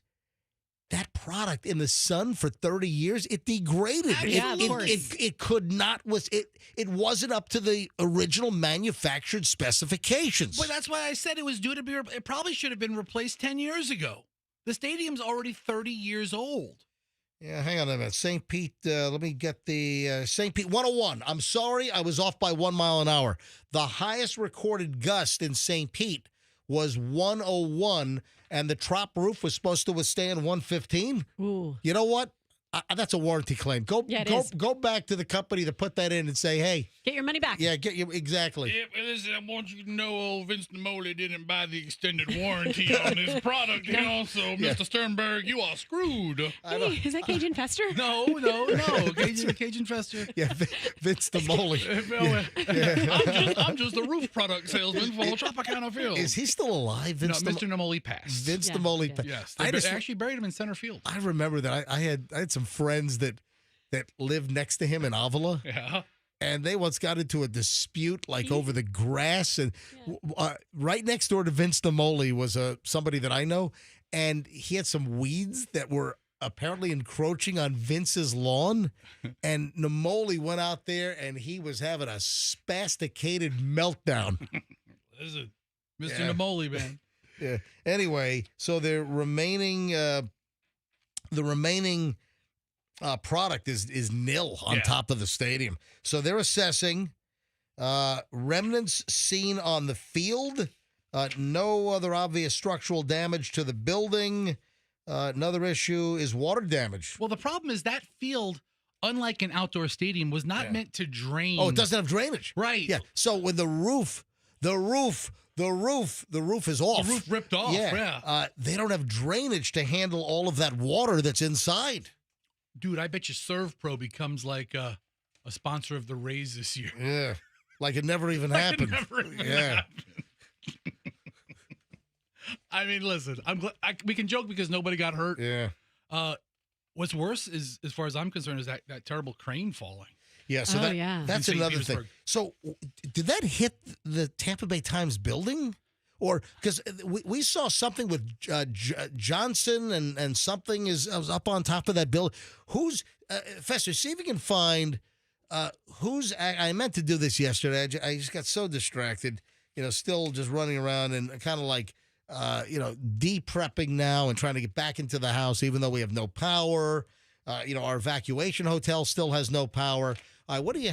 Look at that building that just got hit. Oh yeah, I mean, folks, the 400. Isn't that the name of the building? This gorgeous new condo tower they're building at 400 Central Avenue.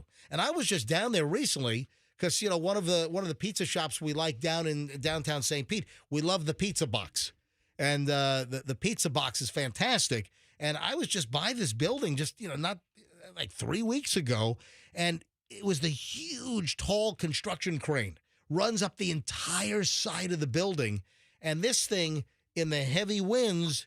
And remember that when you go up in height, you can actually go up in category as far as the wind speed. Yeah, surface level isn't exactly a couple 100 feet up. Surface level winds are different than when you're a couple of 100 feet up in the air. It's even greater. So let me see the story here. This is the Fox 13 story. Hey, Andrew, tell calls I'm coming right at him. So phone calls, we're coming right at you in a second here on the MJ Morning Show on Q105, 104.7 FM. Construction crane downtown St. Petersburg came tumbling down as Hurricane Milton lashed the city. This is a Fox 13 piece. Video shows the crane on the ground surrounded by debris after it plummeted to the ground. I mean, it's a mangled mess at 400 Central Avenue. And then right across the street. And by the way, you have street closures down there. Absolutely. I mean, look at the damage. Look at all the debris. So you've got a huge chunk of the crane that's smashed into a building across the street.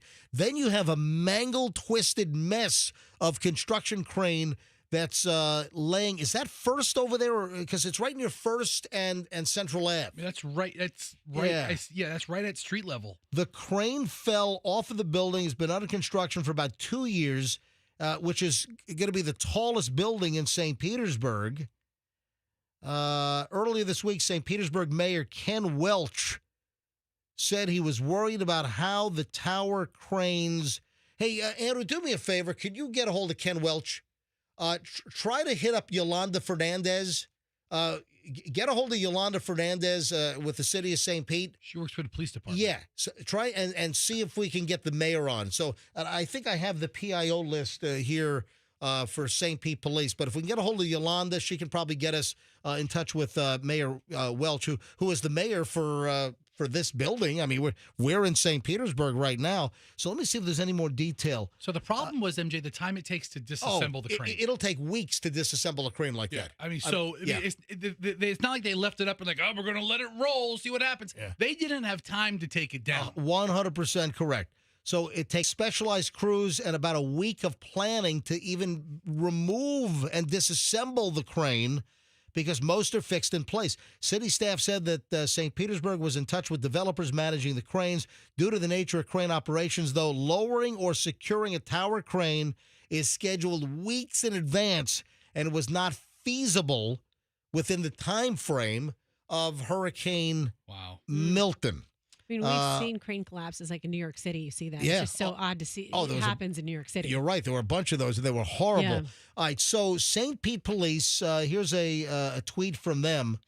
It just shows the different degrees of damage between Tropicana Field and then the crane in downtown. Yeah, due to the crane collapse at 400 Central Avenue, streets are closed from 1st Avenue North to 1st Avenue South and 3rd Street to 5th Street. Avoid this area. Wow. Then it shows the aerial photos of the Tropicana Field where you can see the entire diamond. The tower cranes are put into weather vane mode during storms and make them safe to about 100 miles an hour for gusts. So when they say weather vane, instead of them locking, they open up the swivel so the crane can move around in the wind. So here's another deal. I mean, it makes sense. So wait a minute. The crane should have been safe to about 100 miles an hour. Well, son of a bitch. St. Pete had 101. It was that extra mile an hour that dropped this sucker. These wind promises people are making, manufacturers are making, not holding up. Up to 100, it looks like it lived up to it. 101, boop, different story. Listen, so the most important thing, obviously, MJ, is nobody got hurt in either of these. Yeah. Very. But listen to this. In a statement to Fox 13 on Thursday, John Castamatidis Sr., founder of Red Apple Real Estate and principal of the company that's sponsoring the development. Wow. That's John Castamatidis. He is the supermarket mogul from New York. He's the Gristedes guy. So a big he owns a lot of stuff. The guy's a billionaire. Sure. John Castamatidis. I had no idea that he was involved in that. And he, by the way, he also owns 77 WABC New York. WABC. Yeah. WABC. The best music. WABC. I had no idea that he was involved in that huge. It's a gorgeous building, by the way. So what you're saying is, I was thinking about buying, getting the hell out of South Tampa and just going. I'm kidding. Moving back to that crap city. I'm kidding. Okay. Anyway, so that's the deal. But I thought that. So what did he say? Hang on a minute. What did who say? John. John said. You made this big deal. You played these sound effects. You never said what he said. I just wanted to play the jingles from the station that got me into radio. This is the station that inspired me. The best music. WABC. Of course, back then it was owned by ABC and not. So he said, "We're grateful that no one was injured in the area. The only damage was to bricks and not people." Officials with the development team and the city of St. Petersburg are inspecting. Here we go. Here's the building details. The 400 Central building is in good condition, but we're conducting further inspections, Castamatidis said. We expect work on the building to recommence as soon as possible. What it didn't say is the building that got smashed. And who are the tenants in the building across the street that had like a whole corner of the building ripped off by this falling chunk of crane? Let me go to phones. Thank you, folks, for being so patient this morning. Thanks for your patience in holding. Everybody held. Paige, Peggy, Dave, Carly, Jody, Todd, all in that order. Let's go to phones. Paige is in Lakeland. Hi, Paige. You're on the MJ Morning Show. Just want to let you guys know, Sam's on Lakeland Highlands Road has gas, and I've just pumped my gas and some tanks, gas tanks for my generator. That's the south side town of Lakeland, and then the Lowe's across the street has big gas. I'm getting gas cans last night, so they have it. I just chanced it. Yep. All right. Give us the location one more time. Sam's on Highland. Lakeland Highlands Road. It's on the south side town of Lakeland. Okay. And then there's the Lowe's. Yep, the Lowe's right across the street has gas cans. They were out of both yesterday. I mean, Lakeland is real scarce. Yeah. Are you telling me that Lowe's has gas cans again now?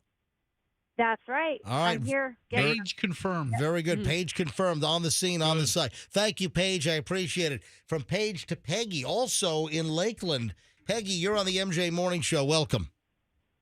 Good morning. Somebody texted Roxanne and said there was gas at Hardin Boulevard racetrack. There is not gas. It's only diesel. All right.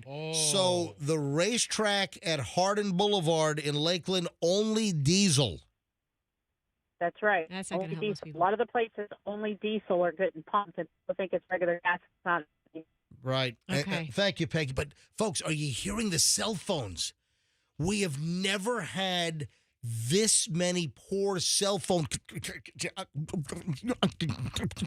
Occasionally you'll hear the janky connection, but this is like every call. Yeah, a lot of the calls have the bad connections, and cell service, the quality has absolutely been hammered as well here in the Tampa Bay area. Dave in Thenora Sessa. Dave, you're on the MJ Morning Show. Hi. Good morning, brother.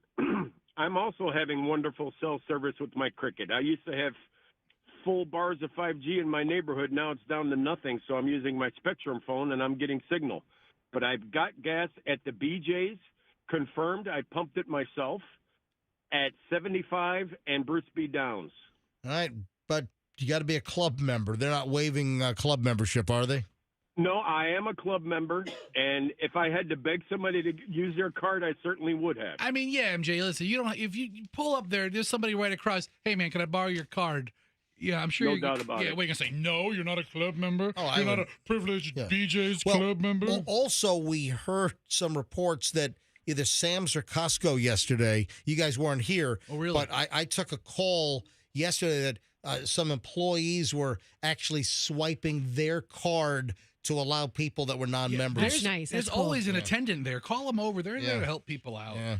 Just, come up with some story that you're on your way for a spleen transplant or something. You don't even need the spleen transplant. All right. Dave, thanks for All right, MJ, Yes. I'm an everyday listener. I'm an Uber and Lyft driver. I don't always get a chance to call in, but it's my first time, and I'm glad I was able to let people know that they have gas there confirmed. Awesome. Thank you, Dave. Appreciate it. So are we. All right, let me grab Jody in Dunedin. Jody, MJ Morning Show, welcome. Welcome. Thank you, guys. I confirmed gas this morning at 580 and 19 at the Circle K. That was at 6 o'clock. The lines were out the door when I went back past about 40 minutes ago. My friend just texted me and said she just got gas confirmed at 19 in Ridge, Walmart, the Marathon right there. All right. Thank you very much. I appreciate it. Carly is calling in from Lake Charles, Louisiana. Cajun Fester. Hello there, Carly. Welcome to Lake Charles, Louisiana. Hey, guys. Yeah. I've never heard the show before. It's fantastic. Hold on a minute. Wait a second. You've never heard our show before? I haven't. Are you picking us up on the radio down at Lake Charles? Not on the radio, on the internet. Okay. But So wait a minute. So how did you find us? Are you just trying to find a radio station that is in the Tampa Bay area? Correct. Wow. Oh. And so you found us and you like what we do? Well, you guys are great. Well, thank you. And Most days I we're live funny. We're in not the- taking 100 gas calls. Yeah. You guys sound terrific. I live in the most weather-battered city in the world, recently declared. In the world. I have faced 2 hurricanes, did not evacuate recently. That's not the total. That's just recently what I have had to sort of face. And I wanted to tell you guys what to expect, if that's okay, and give you a couple of tips. We love your tips. By the way, Fester. Yeah, she doesn't even know about Cajun Fester. Fester. Fester here on the on the MJ Morning Show has an alter ego character that pops up every once in a while called Cajun Fester, and you calling from Lake Charles, Louisiana is perfect here. I mean, most of the time it revolves around something around Louisiana, hell, but tell us what's going down in Lake Charles. And some etouffee. Listen, I make some gumbo soup. Ooh-wee. Oh, I don't know. That's kind of terrible. I might have to take my opinion back. Listen, Carly, I got 2 words. Carly, I got 2 words for you. I got 2 words. You ready? Go Tigers. I'm ready. Go Tigers. Oh, gosh. Go Tigers. Guys, listen. All right, so what is your advice, Carly, in the aftermath? Okay, I know you're all probably miserable. Number 1, your cell phones aren't going to work well. The AT&T, Verizon, things like that, they rent space off of a electric telephone pole. So if you've got poles down, your service is going to stink. Like, it's going to be terrible. So It just is. expect that. You're right. Yeah, I mean, it's going to be bad. One for Now, one, if you're Carly. if you're looking for gas, here's my tip. Look for stations owned by Sikhs. Do you guys know what Sikhs are? Yep, they wear the turbans typically. Yes, they are the preppers of the convenience store universe. They will have supplies. It's crazy what they'll have. So you've got to make that separation. So you want to seek the Sikhs, is what you're saying. Okay. Yes, you seek the Sikhs. Seek out the Sikhs. Carly, thank you for calling in from Lake Charles, Louisiana. We appreciate Cajun Festa. Say goodbye to Carly. Listen, Carly, I appreciate your call. There you go. She hung up. Today was her first day, and she made that assessment. Tell you One what, day. to listen to this show. Let me Go Tigers. let me grab Matthew in Tampa. Matthew, hi, you're on the MJ Morning Show on Q105. Hi. Hey, MJ, what are you going to do with your 150 bags of sand now? Jeez, where are you gonna put that stuff? Dude, I thought the same thing. Guess what? I am. Hey, you're laughing. I thought the same thing. Hey, you're laughing. No. I am putting those in my garage. Yeah, save them against the wall or something. I'm gonna go get some pallets. I'm gonna put. Michelle's like, you can't put them on the ground. They're gonna get wet. I'm like, I don't. You're gonna save them? Yeah, absolutely. I'm gonna save them. I'm gonna save them for the next time that hopefully it never happens again. But yes, I'm saving my 150 bags of sand, and I'm putting it. Luckily, I've got a pretty big garage. Yeah. But I guess 150 bags isn't that much when you're in saving mode, right? I mean, it's going to line. It's a pallet. I am saving. Listen, if I put them against the wall, I can stack them 10 high and 15. That's what I'm saying. 30 across. Yeah. Matthew, I'm saving the freaking sandbags. I'm not I know how that works out for you. What's your beef? Hold on. Why are you angry at my sand? 150 bags of sand. Oh my God! Don't dump it on the street. I'm not. I'm saving the sandbags in my garage. All right. So Matthew, just so we're all clear, MJ did not go to where they were giving people 10 bags of sand and you had to give your information. He privately purchased the dirt and loaded them himself with the help of some near homeless man named Willie. He wasn't near. Willie. No. Willie was not near homeless. I've got a hell of a story. I'm going to bring. Willie will take him. No. Dude, Matthew, drop my sandbag here. I'm keeping my sandbag. He bought them. I'm not dumping the sand. All right, here's the deal. Listen. All right, I am going to have Willie on next week. Oh, good. I'm going to call Willie, who helped me. Willie lives in a house right off of Harold, which is right off of Spruce, right across from Home Depot at 275 in Dale Mabry. Don't give out the man's address. I didn't give out his address. It's a long street, Harold. It's right behind Mons Venus, by the way. And in fact, I think Joe Redditor. I think Joe Redditor actually owns a ton of rental homes in there. I bet you he does. Seriously, you want to keep the neighbors from complaining? Buy the houses. I'm serious. All right. So here's the deal. I went to Home Depot with our, final prep. I had all the sandbags. I already had like 250, 300 actual empty sandbags, but I didn't get pre-made. I didn't go to one of the city sites because they limit you to like 10 bags. I bought 3 cubic yards of sand. I went to that Horizon gravel pit on Dale Mabry and Lambright, right behind McDonald's. And I found Willie because when I was leaving Home Depot, I had to get another shovel, and I needed to buy a wheelbarrow. So and the Home Depot parking lot was slammed, and I couldn't even get in there. So I pulled and I parked on the side street, and I walked across Spruce into the Home Depot. On the way out, and then I was going to look for those illegals. Yeah, I was going to look for like the day workers. I'm like, screw it. I got a hurricane coming. I'm going to hire an illegal. It's a blessing to them to have the work. Right. Yeah. So here's the deal. They weren't around. So it must have been an ice roundup or something. Or somebody got them before you. Exactly. So I'm on Harold, and I'm parked in front of someone's house, and there's a guy outside on the front porch, and I'm like, hey, dude, you know anyone looking for work? And he says, me. And that's how I met Willie. Your new best friend. Yeah, You are so fond of Willie. Right. You've said so many glowing things about Willie. Fester and I are pretty convinced once Willie comes in, it's going to be the MJ and Willie show, and we're both going to be out. Let me tell you right now, Willie has a hell of a backstory. Willie's story, as I'm talking to him during our 2 hour and 15 minutes of sandbag filling off of Lambright, I'm going to try to get Willie on the air next week when things settle down. You got to hear the Willie story. I got to take Willie to dinner. I think I'm going to take him to Burn Steakhouse or something. Never taken us to Burn Steakhouse. Sure? I'm taking Willie. You should go with Willie. That'd be great. So, or Council Oak or something. They'll love you for it. All right. So I got to tell the Willie story. Matthew, don't worry about my freaking sandbags. I have it under control, okay? Okay, hope you don't get bugs hiding out in there. Oh, my God.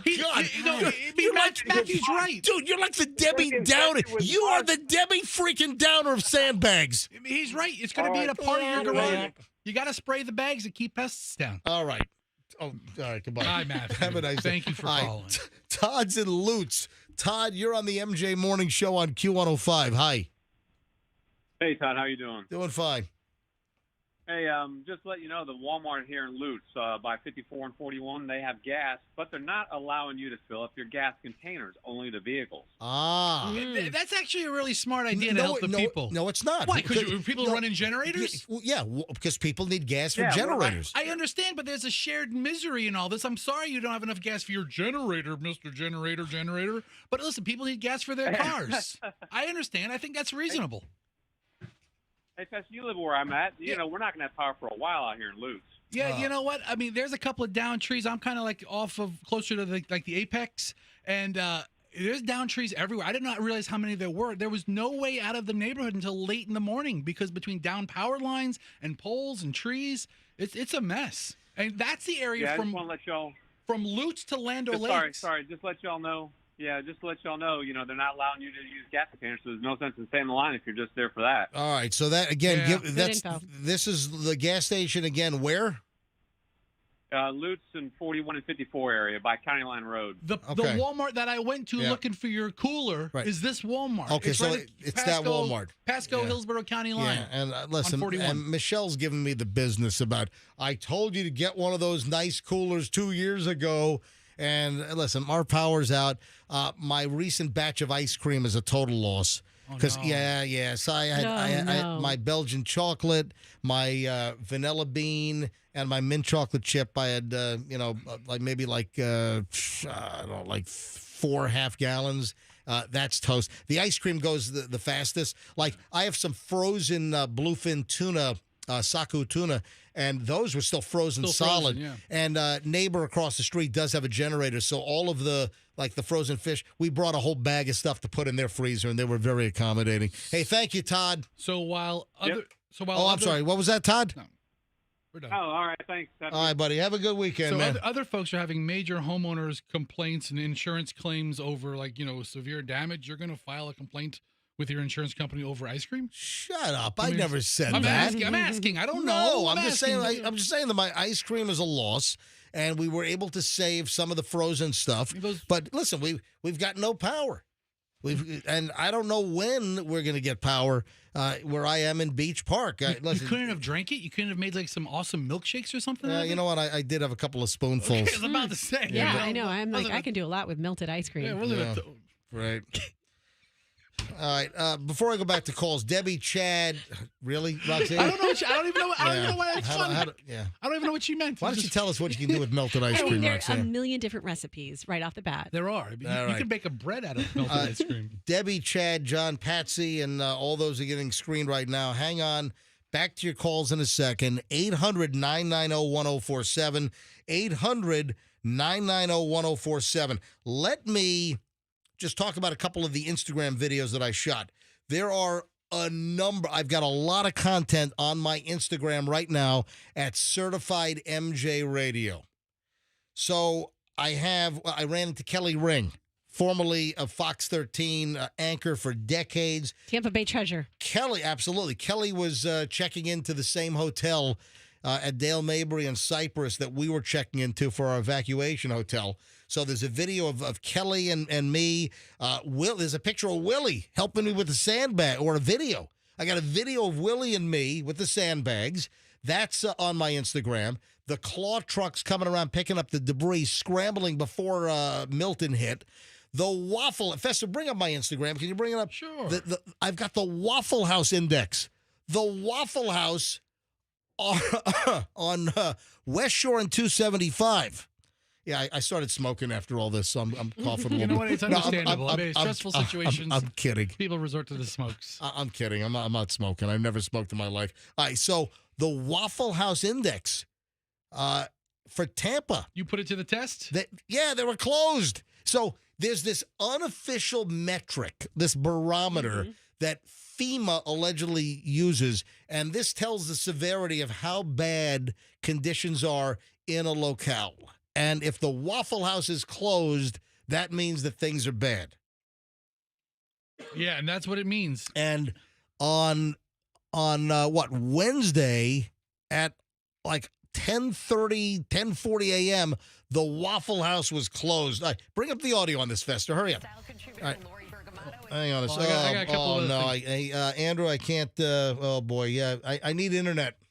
Yeah, we're still on the connection for channel 28. Ooh, that's a cozy picture of you and Kelly. Yeah, hang on a sec. Yeah, I mean, Kelly Ring, if you want to see MJ getting a smooch, yeah, that is it. Hang on, I'm trying to bring my internet up here so I can play this. I'm going to make that my new screensaver for MJ.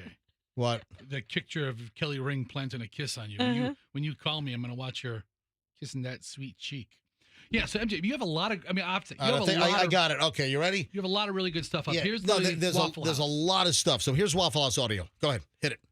We're playing. All right. I think we're playing. Oh no, it was on the internet and then it turned. Hold on, right. Son of. Hold on. Live radio. No. That's it's me over here. I'm trying to turn this thing. I got to get back to. I had it and then it went away. So I want to play the. Can you give a dramatic reenactment? Oh, this is MJ from the MJ Morning Show, 104.7 Q105. Hang I'm on. outside the Waffle House right now on West Shore Boulevard. Let's walk up. The Waffle House Index is a real thing. Up, the sign says open. We're walking up to the front door. Now he's sounding like a Sesame Street character. Hi, everybody. See, it's for Cookie. It's What good. The sign says closed for hurricane. Please pray for all. Let's open the handle, but use our shirt so we don't actually touch the handle. Oh, it's locked. Yep. Okay. So there it is. The Waffle House Index is true. Well, they have a sign. That is a dramatic reenactment of the entire MJ Waffle House video. I love your new MJ voice. You don't even need to go to his Instagram to see it. Do not go to @certified_MJ Radio to see the video because now you know what's there. You want to see my reenactment of the MJ and Kelly Ring video? I forget it. On me, I bet. Who are you? All right, so I'm both characters. All right, so hang on a minute. So you got to see the Waffle House video. Yes. Then Chloe and myself filling sandbags at the last minute, scrambling because my prep time was cut because I was on the air every day this week. All right, any of your videos that you want a reenactment of, just tell me and I'll tell you what it says. Then Chloe and I evacuating, driving through the driving rain to the evacuation hotel. Oh, it's MJ from the MJ Morning Show. Look. All right, I'm turning your freaking microphone off. I'm silencing you. All right. So then I have video of me on the Howard Front. This is creepy. I've got video of me on the Howard Franklin Bridge at 5 o'clock yesterday morning. The only car. No other vehicles. I was the only vehicle from Tampa to St. Pete on the Howard Franklin Bridge at 5 a.m. How long did it take you to get across the bridge? You know what? I drove slow. I drove because I didn't know what kind of road debris might pop up. I was driving 50 miles an hour instead of 70. You know? Didn't have any cars in front of you No. to like scout it out. There was right? nothing. Yeah, I mean, if you have a car in front of you, you could see if he runs into a road sign or Yeah. something. So I kind of slowed it down. So there's video of me on the Howard Franklin Bridge, which is really creepy. Then we get to yesterday. You've got to see the McDonald's on West Kennedy. This is the McDonald's between Lois and West Shore Boulevard on Kennedy in South Tampa. The line for the drive-through at about 7 o'clock last night, 6:45, was out of control. The drive-through line was snaked all the way through the parking lot and then like a quarter mile down Kennedy Boulevard in the right lane. People waiting in line for the McDonald's drive-through because they have no power, they're trying to get food. And then right down the street, Burger King had a crazy line as well. The Taco Bell right next to the Walmart at Kennedy and West Shore, their sign is blown out. Their sign, the Taco Bell sign's in pieces all over the place. Oh. So and then I think that's about. And then finally, I don't know if it's a sycamore tree, but there is a tree in my neighborhood that is massive. This is one of the biggest trees in South Tampa that I've ever seen. A humongous canopy. Yeah, and it's down. And the whole freaking tree was blown out of the ground, root system dangling up in the air, and it covered an entire street. And there were about a dozen houses at the end of the street, and people could not get in or out. So anybody with cars on the other side could not get out of the neighborhood. Look at this thing. Wow. This tree is enormous. All of these videos that Fester is mocking and making fun of. Only because you can't play the audio of. If anything, I'm providing a public service, but I don't understand why you're being so salty about it. Anyway, the videos are on my Instagram at Certified MJ Radio.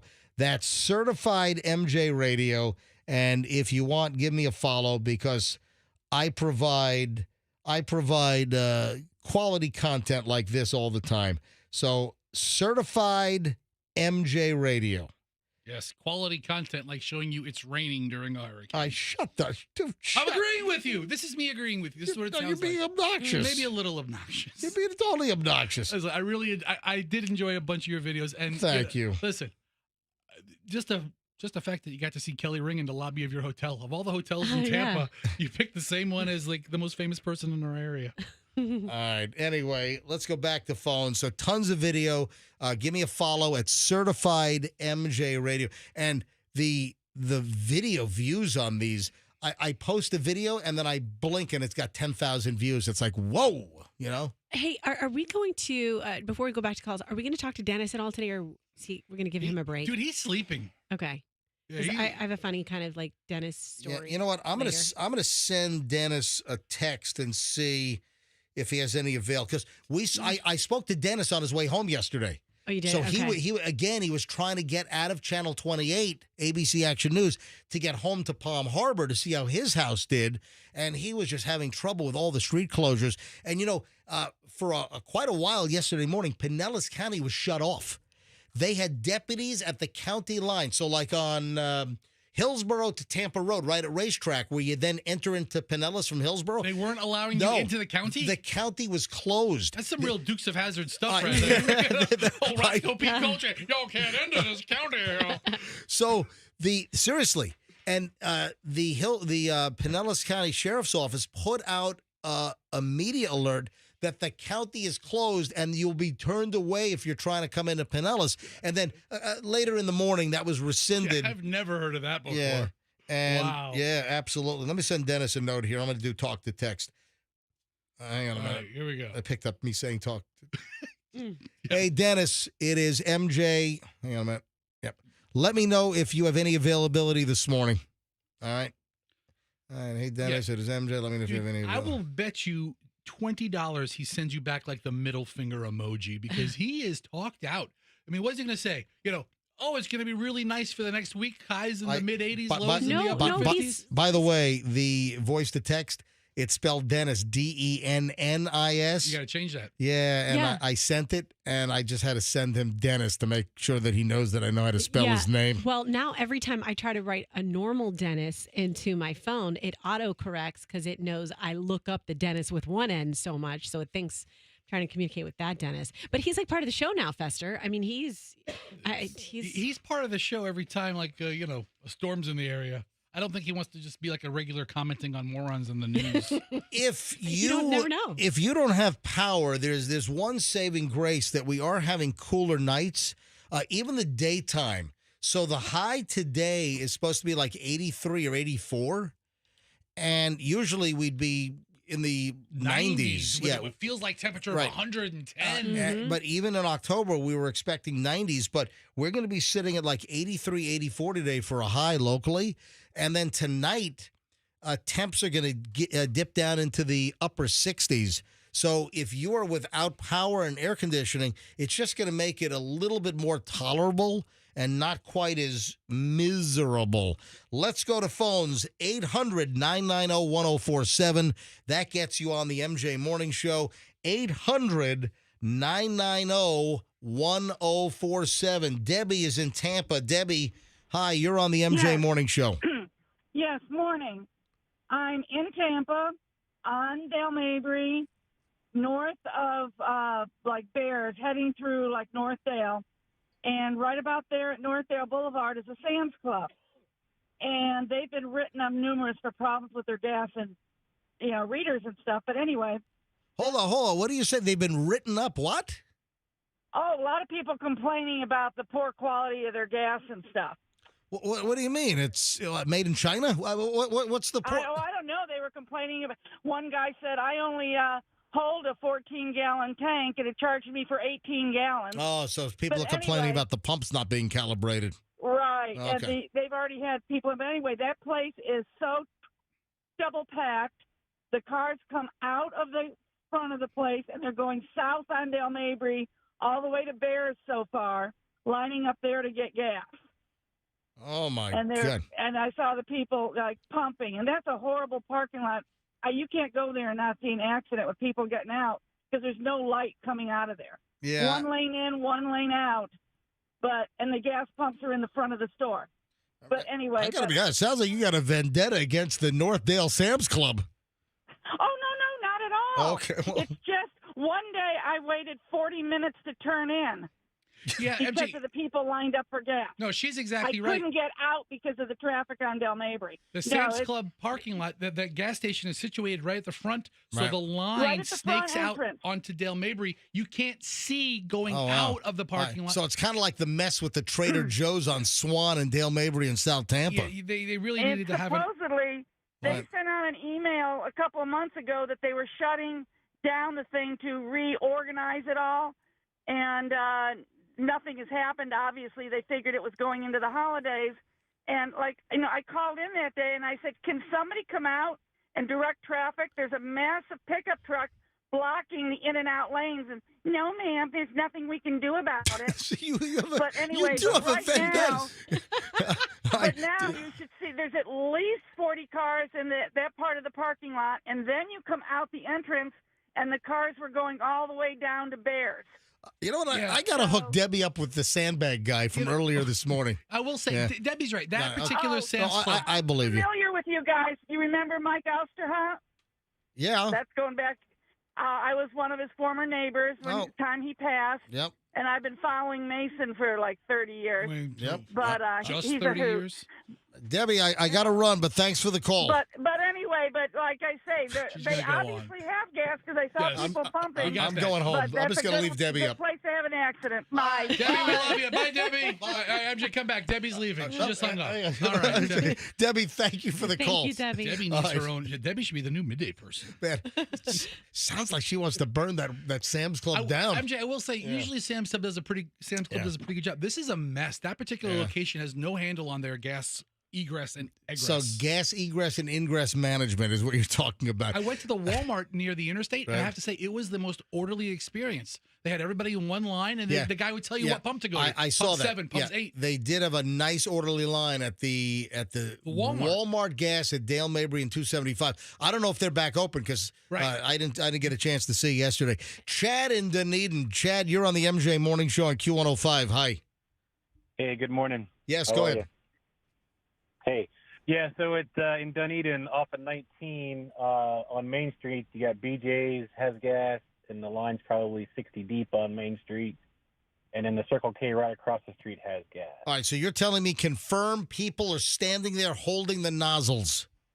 They're squeezing their nozzle. Yeah, that's absolutely true. All right, Chad, thank you. No, because again, for those we need the confirmation. For those that haven't heard this, one of the issues have been that people have parked their cars at the pumps to go inside to the convenience marts because all of the spaces were taken and the pumps were closed with no gas. And people are driving by saying, oh, look at all the cars at the pumps. They weren't pumping gas. They were just parked there. So we've had a number of erroneous reports. Let me grab Patsy in Safety Harbor. Patsy, you're on the MJ Morning Show on Q105. Good morning, guys. Long-time listener. Thank you. I have a sandbag story. Yep. In Safety Harbor, I guess it was about 3 years ago, they were giving out sandbags. I don't remember the name of the storm. And my sliding glass door to my porch floods. So I got sandbags, dried them out, put them away, and somebody told me, oh, they're drawing ants because I have a little closet I keep them in. Right. Sure enough, when I took them out last year, there were ants. So I sprayed them. I got powder to put down in the bottom of the closet outside, and the ants are fine. They're gone. What I did was actually buy on Amazon sandbag bags, and I left them in the old bags, but put them in the new bags. And this year, when I took them out for this storm, they were fine. Didn't have ants. Didn't have anything. So you think And they I should put every sandbag in like a plastic storage bag? Well, no. These were actually, you can go on Amazon, and they have sandbags that you can buy. Oh, I know. We already bought those. And that's what I put them in. I left the old one in the old bag. Yeah, but I don't know if that changes. I don't know if that changes the efficacy of the sandbag. It's very specific. Did the sand get wet, MJ? What? Say it again. Did the sand get no, wet? my sand is in good shape. Because Yeah, maybe I'll just put them in like those kitchen garbage bags or something and stack them that way. Thank you, Patsy. Well, all I know is I sprayed the bags and I bought powder to put on the cement floor, and I didn't have ants when I took them out this year. I do appreciate that. I'll tell you right now, I have 152 sandbags, and I'm not throwing these away. I'm saving these sandbags because, right now it's kind of catching up with me. The last, days and this past week, running on adrenaline, the little sleep, all the physical labor. I'll tell you right now, and folks, that just opened up a line. If you want to get in here on the MJ Morning Show, 800-990-1047 gets you on any aspect. Oh, and we're getting word the Tampa International Airport is back open. Oh, good. And listen, that's a whole different story. Remind me to talk about the airport here. Let me just make a note of it. So, I'm starting to feel. I'm starting to get a little achy just because all those sandbags and filling them and placing them all around the house because the back of my house I've got one set of French doors, then 2, 3, I've got 5 sets of French doors in the back of the house. Then I have a little single door that goes to our little bathroom, kind of we call it the pool bath. Then I got a side door from our laundry room, and then the front of the house I've got the front. And I got some dummy Frenches, which I still wanted to sandbag those. What do you call it? What's a dummy French? It's like a 65 IQ guy from Lyon. I've done a couple of really très stupid. Some dim-witty French people. But I got a couple. I've never heard of dummy French. It's a moron from Aise, right near Nice. All right, dummy French. It's a guy that really wrecked up a killer vintage year of Bordeaux in the fermentation process. That's So It's like Gaston's fat friend from the movie. You know, oh, Gaston, you're so great. Oh, don't be French. I'm starting to feel a little achy, and you might be getting sick. Be No, careful. no. I know, but still, your immune system is down. You haven't been sleeping. Be careful. Hey, It's muscle weakness. I'll just take an emergency, okay? Yeah. No, it's just muscle aches because of just the. And I'll tell you right now, I am at my lowest weight in about 8 years, maybe. How often do you weigh yourself? Yeah, I weigh myself every day. You know, and I especially I weigh myself after exercise and. What do you get? I haven't weighed myself. Yeah, that's obvious. I haven't weighed myself since Biden has been president. Yeah, that's obvious. Yeah, maybe you ought to weigh yourself every once in a while. What do you get every day? Maybe if you weigh yourself a little more, you might be a little more conscious of things. Michelle, I'm a little heavy. I have to go tinkle. Hold on. Wait, there we go. I'm back to normal. No, what are you, a lunatic? But also when I feel my abs and my flanks, you can just feel that stuff is gone. Prove it. Yeah. You go ahead, feel them, Roxanne. Seriously, I'm down off of my average right now. I'm down about 7 pounds. This last week has been an absolute calorie burn. Absolutely. All right, back to calls in a second. If you want to get in, if you've got open gas station stories, restaurant stories, we want to hear your power stories. Where are you? Where are you still without power? Listening to us on a car radio or a battery-powered radio. We've always told you for years, have a battery-powered radio. If you still didn't have one, get one. Go to Amazon. Find a battery-powered radio. Radio is a lifelink. The number of people without power, I mean, at the peak, it was like 4 million customers without power. Well over 1 million here in the Tampa Bay area. Just get a battery-powered radio. So if you have any information for us, any commentary, if your power is still out, we'd love to hear from you. If your power was out and it just came back on in the last, 12, 13, let us know where you are and power came on. Any aspect of this recovery mode after Helene and now Milton, we'd love to take your calls, 800-990-1047. That's 800-990-1047. Michelle and I, we were supposed to be on a flight to LaGuardia this morning. All right, hold on. I'll tell that story in a second. What'd you have, Roxanne? Oh, I was just going to say, as you're going to calls, grab your cell phone to see if Dennis has hit you back or if he's giving you a big old who dis. Yeah. I mean, if I'm old Dennis Phillips, I'm like, who dis the MJ right now? Because hey, I'm about talked out with you. Say that again. If you're texting Dennis Phillips a day and a half after the storm passes, I actually do want to talk to Dennis, but I don't think he wants to talk to us anymore. WHODIS, Dude, one word. Hey, Roxanne. Dennis was on the phone with us for an hour yesterday. I do the show with you. Yeah, I know. You were not here yesterday. I was listening to you. Okay, all right, but Dennis was on the phone with me as he's trying to drive home from ABC Action News. One of the crazy stories, there were like rapids. There was a river flowing down Himes Avenue right behind Ray J, right in front of ABC Action News, which is located between like Tampa Bay and MLK on Himes. And they had a river with all that rain flowing down Himes. All right, back to phones in a second. 800-990-1047. 800-990-1047 for the MJ Morning Show here on Q105. Back to your calls in just a second. Every line is jammed, so listen for an opening and then try to just jam on in. So Michelle and I were supposed to fly out this morning. I think we had an 11:19 flight, JetBlue to LaGuardia. We've obviously bagged that. I mean, you don't know how to plan an evacuation at all. I'm evacuating after the storm. Will you stop it? This was planned for. All right. This was planned for over a month.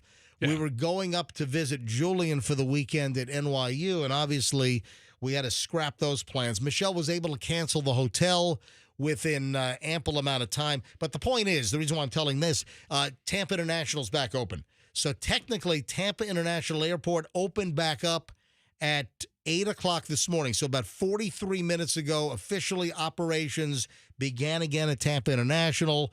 So let me see if there are any flights on approach. Let me check my Flight Radar 24. Hang on a second. Flight Radar 24. I'm going to bring up Tampa International just to see what's coming in. If you do not have the app Flight Radar 24, it is one of my favorite apps. Oh, it is. Listen, a lot of people use Flight Aware. I also have that app, but my go-to app is Flight Radar 24. I don't see any planes. It looks like there's an Atlanta to Tampa. It looks like it's... All right, hang on a minute. Here's that's Phoenix to NA.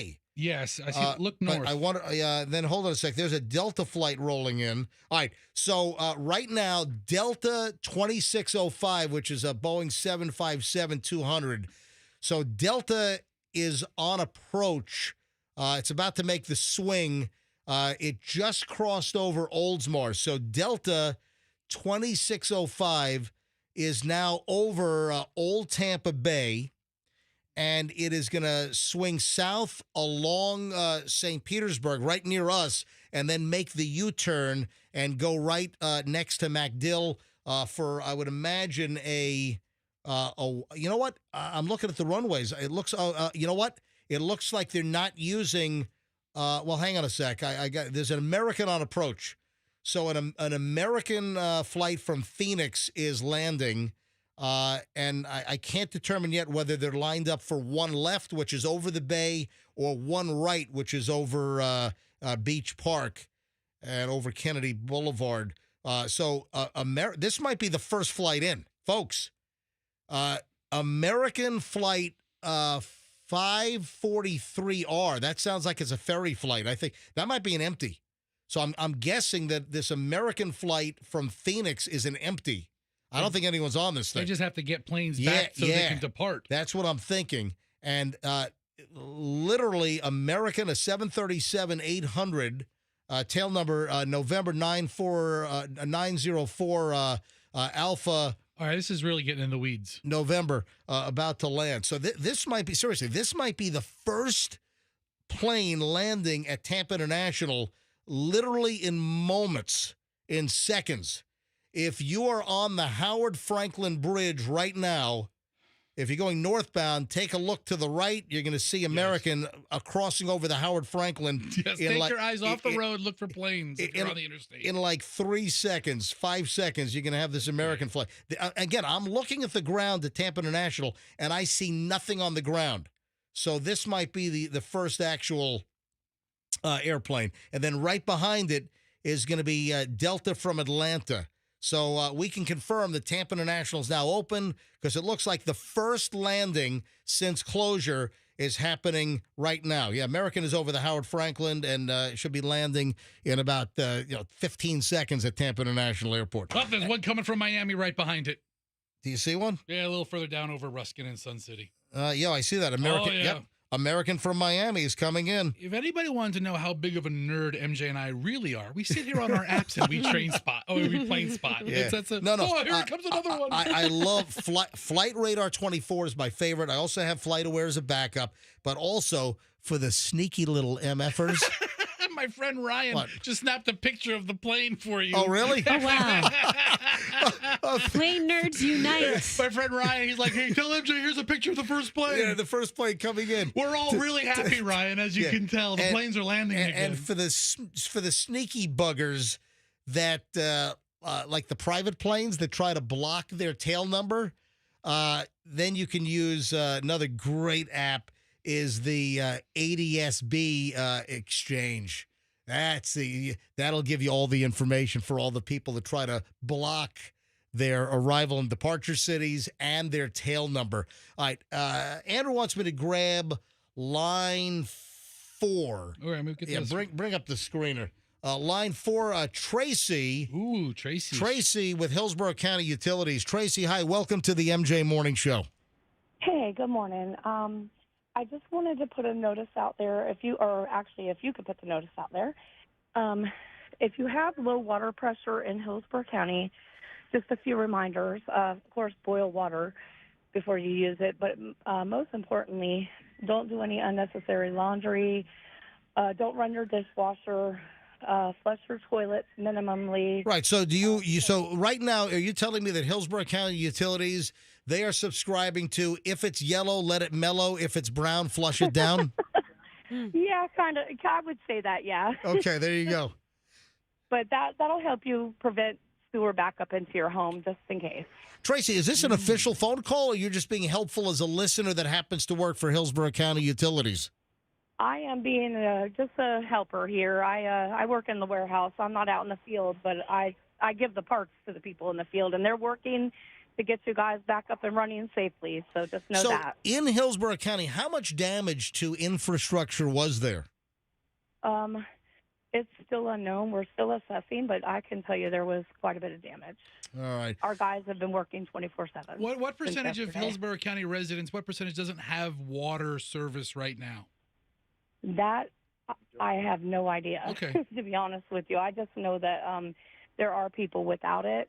Some of the lift stations are down, but we've got crews coming to my location right now that are taking high heads out to those stations to get them pumped. Our plants are running, as far as I know, and we're just trying to get everybody back up and have safe water. And we don't want anybody having any catastrophic backups in their homes. I appreciate that. Thank you. I really thank you for calling in, Tracy. Have a beautiful day. Walter's in Ruskin. Walter, you're on the MJ Morning Show on 104.7 FM Q105. Hey, how you doing there? Doing well. Go ahead. Yeah, we've been without power here at Chatham Walk for about maybe 36 hours.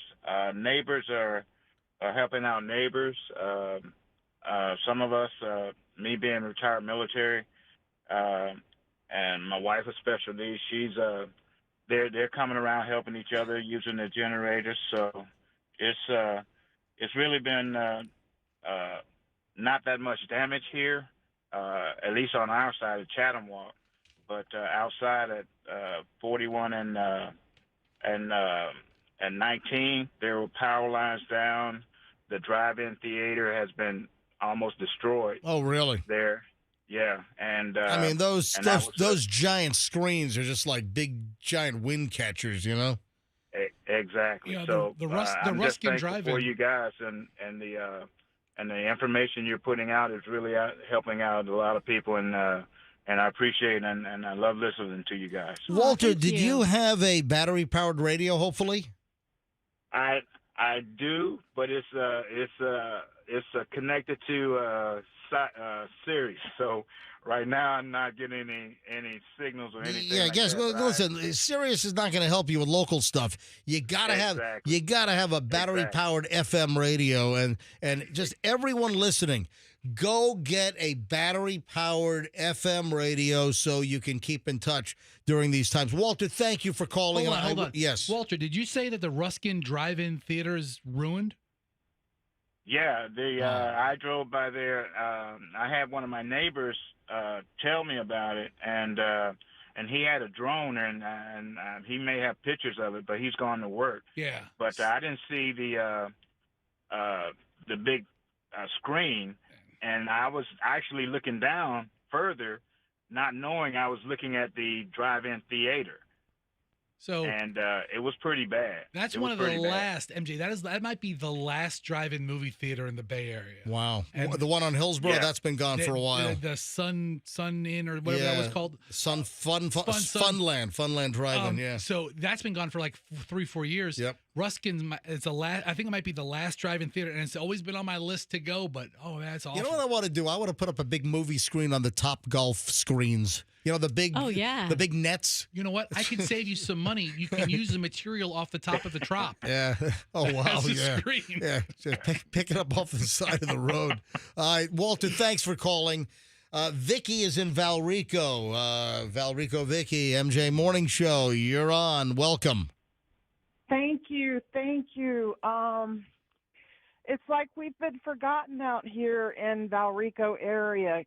I'm looking for gas desperately because our generator, we're just about to use the last of our fuel. We need non-ethanol. We're going to run out of our gas, and that means we're going to lose all our food. We've been out of power since 10:45. It was the worst storm I've ever been through, and I'm a native, and I'm terrified. And we're in desperate seeking gas desperately. Do How's you that? know of any? Well, yeah, we're getting reports. I mean, all morning long, we're getting reports of places with gas. Fester, what about the Flying J at Thenodisassa? Vicky, do me a favor. Don't breathe directly into the phone. Sounds like Okay. sounds like Milton's back. Yeah, sounds like it was a terrible storm in the background. Yeah. Listen, MJ.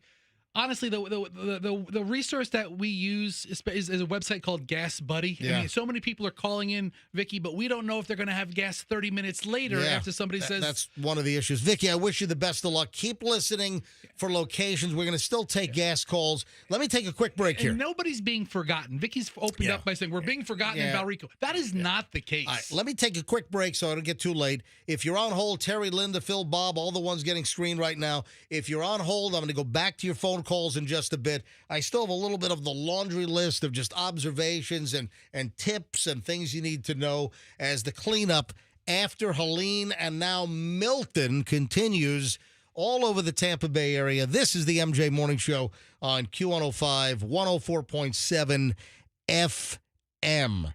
If you have an air conditioning problem,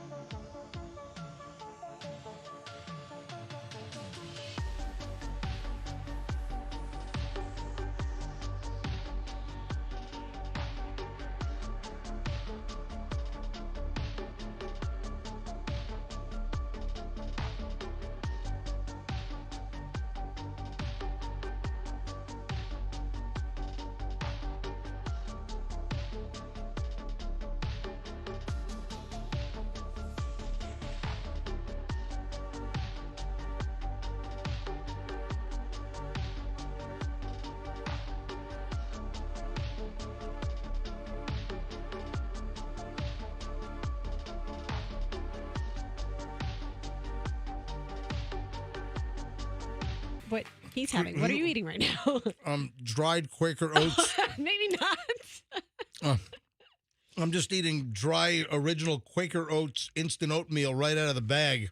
Oh just dry. Fester's horrified Yeah, too. no, and you can.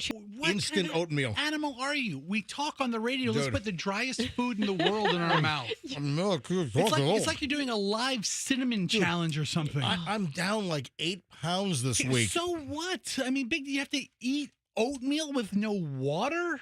Yeah, that is a choking hazard. So we have a receptionist in the the sales side who keeps a very nice assortment of snacks that select people knows about. Yeah. I am one of the select people. So I stole you some of her finest food snack products. Oh, here's a bag of plant-based peanuts. I'm just starved. You want to follow a bag of dry oats with a bag of nuts? I'm having peanuts. Dude, I'm starving. I understand. I'm absolutely starving. You want me to go to the Circle K and get you something off the roller? That's right. I got to tell you guys a funny story. I know we have to get back to calls, but I wanted to tell Dennis too, but I don't know if we're going to talk to him or not. Probably not. And let me check my text, see if he texted see if me. he's texted. He's not texting. So did you guys experience this where I had so many people from out of state call us and text us, you need to leave. Yeah. You need to get out of there. My dad in Fort Lauderdale was, calling me every 4 minutes, and I'm trying to put sandbags around the house, and I'm having all of my relatives I'm about to choke on plant-based peanuts now. See, I told you. So all of my relatives are calling me, and freaking out. I can't answer the phone. Yeah. I'm like literally, I'm picking up 35, 40-pound sandbags and lining them up on my back doors, and I got every friends and family are calling me. It's like I missed like 400 phone calls. My wife's sweet Aunt Gail from Wichita, Kansas. She's a bitch. Well, no, she's wonderful. She was kidding. I'm freaking kidding. out over us in this storm. And what happens is, and I decided this like 2 days before the storm, I am done watching the Weather Channel for local weather in storm season.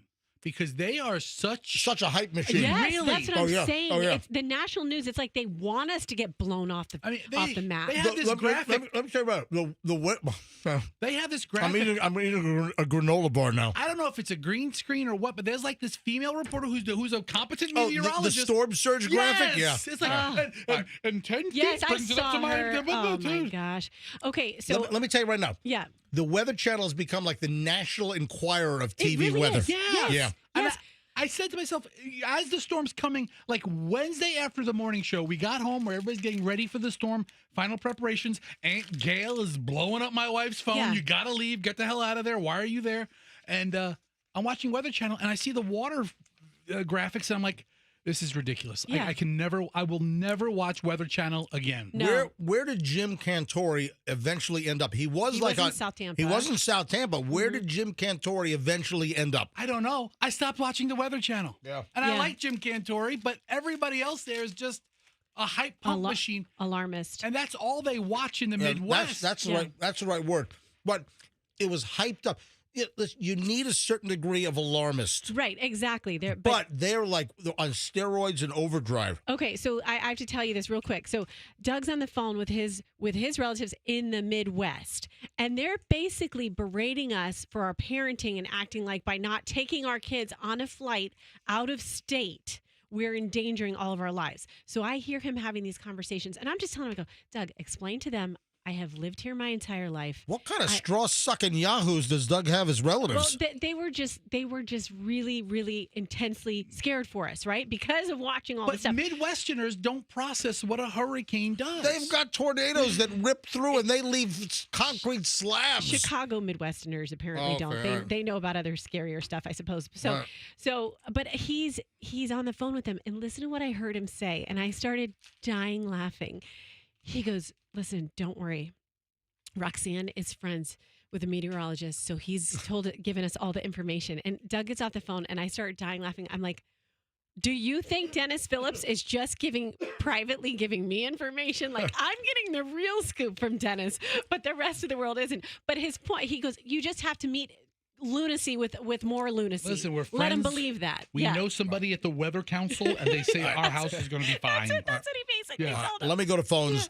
Thanks for holding, everybody. Terry is in Brooksville. Terry, hi. You're on the MJ Morning Show on 104.7 FM Q105. Good morning. Yes, Terry. How are things in Brooksville? We have no power, no internet. Thankfully, the last time we had hurricanes crisscross the state, my dad put in a entire house generator. Wow. So we've been on the generator since about 4:30, 5 o'clock Tuesday afternoon, and still no internet, very sketchy phone service. I had to leave the house today to drive to Clearwater for work since no internet to work from home. Yep. And we have down power lines. I was barely going under.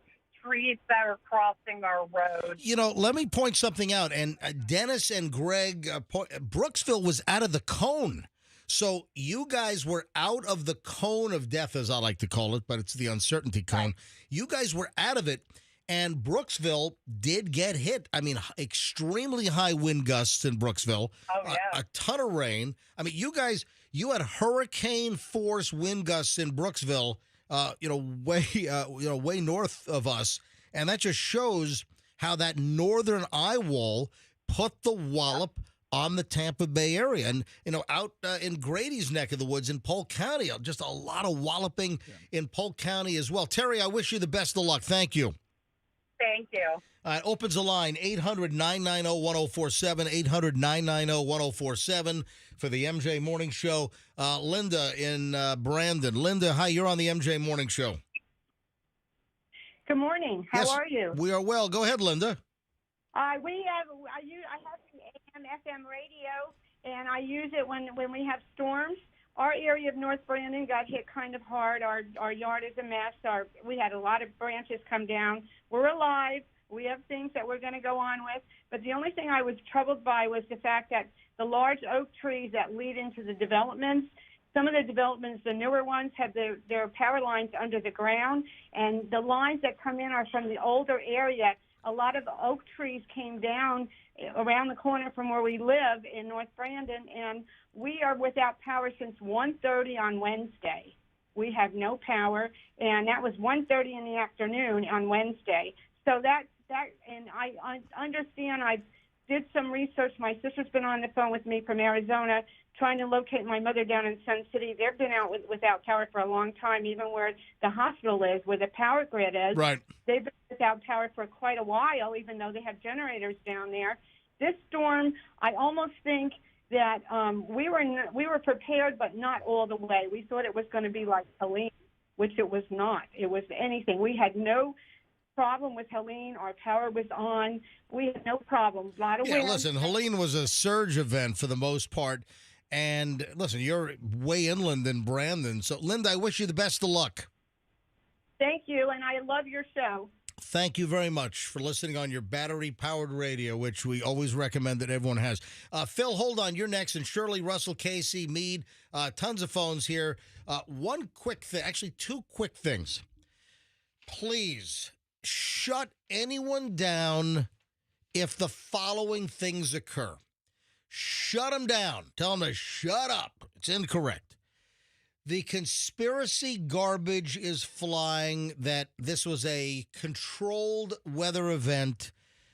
I don't want to mention names, but you got some total morons out there who are pushing the conspiracy angle that this was a man-made generated event to hit Florida, to screw with the upcoming election in a couple of weeks in early November. Folks, please don't be a raging lunatic, moron, ass clown, turd monkey. All right? There's no man-made controlled weather machine that sent the hurricane toward Florida to screw with a block of voters. Stop it. It is insanity. It is sheer idiocy. This is a natural weather event. Just cut the crap. I mean, just absolute, so stupid. It's beyond stupid. The other thing is there is no Nadine that is barreling down. This is another one of these internet rumors that right on the heels of Milton, and some people are putting up maps of a fake track of a Nadine headed toward Florida. That is incorrect. And I can't tell you how many people sent me text on this. MJ, you following this Nadine? We had a phone call or two yesterday saying, yeah, we got Nadine right behind. I'm like, what? No, what? There's no Nadine. Yeah, it's all fake news. Now, are there areas that could develop in the Caribbean over the next month and a half? Absolutely. Are there some areas they're looking at that could develop, maybe just into a range, whatever? Yeah, it's going to happen. We still have the rest of October, which is generally a busy month, and we have November. Hurricane season runs until November 30th. So we could have more activity, but there is no freaking Nadine out there headed toward Florida right now. And this was not a man-made, weather weapon that was designed and sent to Florida to screw with the election. Speaking of Dennis Phillips. God. 3 hours ago, old DP posted on his Facebook page that there's nothing in the Caribbean or the Gulf right now that the National Hurricane Centers thinks has a chance of developing in the next week. So there's nothing active that they're looking at as even a potential storm in the next 7 days. I was going to tell you on the note of fake news. Did you hear? I didn't see this, but one of my friends brought this up to me, that Russia was putting something out there about how we were making such a big deal about this hurricane, and then they showed the actual size of it, and it was really small. And my friend told me this, it was a smaller storm in comparison to a Helene or whatever, but just another internet rumor circulating. Yep. My house in South Tampa, then right back to your calls. We have no power still. We're in Beach Park, not far from Kennedy and West Shore, and we have no power. And with no power comes no internet. And then on our phones, we're having issues with cell service, and we're having trouble with a stable connection to get data. So, this is I feel like, Gilligan's Island theme song here, as primitive as can be, because I don't have power. My internet is non-existent in the house. My cell service sucks. Some of us, either Chloe and myself or Michelle at one time or another, we couldn't even get a cell to get a call out. So, listen, I'm in the boat with many of you folks. 9:15 at the MJ Morning Show. Right back to phones. Who do I say was next? Was Phil? All right, Phil, you're up next on the MJ Morning Show in NPR. Hi, Phil. Hey, guys. How you doing? Yes, what's up in Newport Richie? Hey, I just picked up my son Wyatt at 8:05. First flight that landed from LAX into Tampa. All right, so 8:05. Okay, so the American flight we were tracking, Yeah, we got a couple of texts that the first flight was an 8:05 LAX to Tampa. Yeah, that was my wife that texted Fester. Yeah, so I actually had two people send me that. All right, so 8:05, the red eye from LAX, which was that Delta? Delta, yeah, Delta. Yeah, Delta's got that red eye because sometimes I see it flying over my head when I'm on the Howard Franklin coming in. So And I got home to Newport Richie, and Anclote River is flooding my neighborhood currently.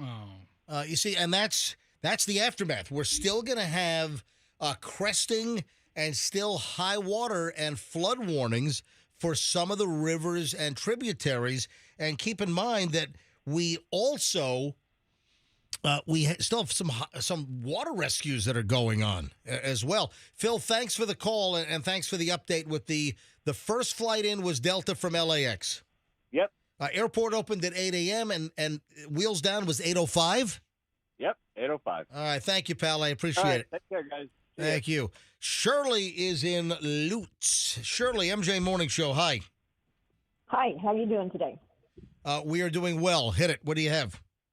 Okay, well, your co-worker there said that people on generators should not, worry about getting gas at this time, like the people with cars. Well, I have 3 complaints about that. First of all, if you have somebody on a ventilator or something at home that needs medical, they will need a generator to keep them alive or keep them breathing.